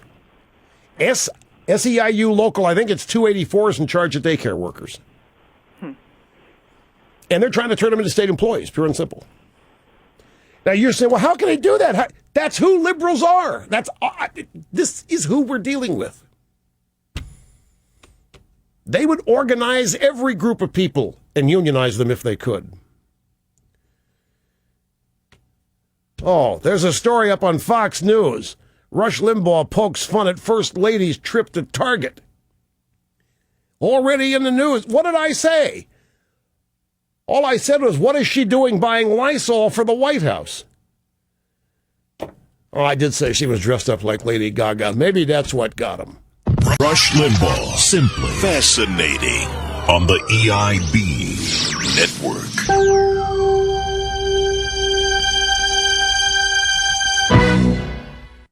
I want my Al TV. I want my Al TV. And you'll want your Al TV too. Hi, I'm Al Gore. Remember me? Now I've got my own cable TV channel called Al TV. Al TV, committed to being young and irreverent. Cool, huh? We'll discuss the issues that you care about, like global warming. This is the sound of a cow threatening the world. They used to love that when I was vice president. Call your cable operator and demand Al TV. That's G-O-R-E. Youthful and irreverent. Kind of like a radio shock jock. With short hair. It's Al TV. I know you'll remember this. I'm the one who stuck his tongue down Tipper's throat at the convention. Ew. Tell those money-hungry cable operators you want your Al TV. I want my Al TV. The 1950s. You wanted to see me, Principal Smith? Jimmy, take out your wallet. My wallet? What is that circle imprinted on the side? Nothing, sir. Don't give me that. It's one of those C things. A condom? Don't take it out right now. I certainly hope you weren't planning to use the thing. No, sir. You won't now. I'm taking that C thing and destroying it. Yes, sir, but just one thing. Don't tell my parents. The 1990s. You wanted to see me, Principal Smith? Yes, Jimmy, take out your wallet. My wallet? What is that circle imprinted on the side? I don't have a circle. Just as I thought. Put this in your wallet right now. This C thing? It's a condom, Jimmy, and you better make plans right now to use it. Yes, sir. I won't destroy your faith in me. Good, Jimmy, but just one thing. Don't tell your parents. This message has been brought to you by Bungee Condoms, celebrating 40 years of progress. From being hidden in your dad's wallet to being handed out in your schools. Bungee Condoms, where quality is more than just a word. It's a slogan. Be an army of at least one. By volunteering for duty as a DNC seminar caller, you'll receive advanced basic training from our sensitive, caring professionals. What's your number, soldier? 1-800-282-2885. How you gonna make it past the call screener if you don't know the number? Drop and give me 20 on the rotary dial. The rest of you, repeat after me. I love your show, and I always agree with you. And I voted for Bush. And you'll earn promotions and medals. Son, we're very proud of you. What's that medal for? This one's for touch tone. This is for getting past the call screener, and this big one here is for actually talking to the host and flawlessly saying, I love your show, I always agree with you, and I voted for Bush. Be on radio and say what we want you to say. All scripts provided by the Democratic National Committee. Help us take back our monopoly on public opinion. Volunteers especially needed from noon to 3 Eastern. Most Americans.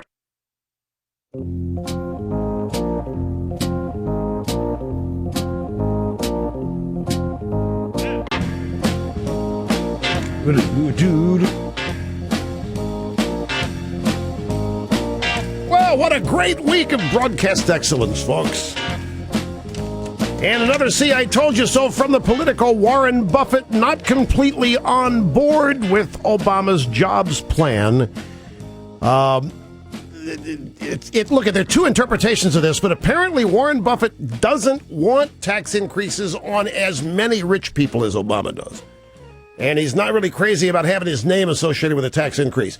Anyway, have a great weekend, folks, and we will be back here on Monday, revved up and ready to go. See you then.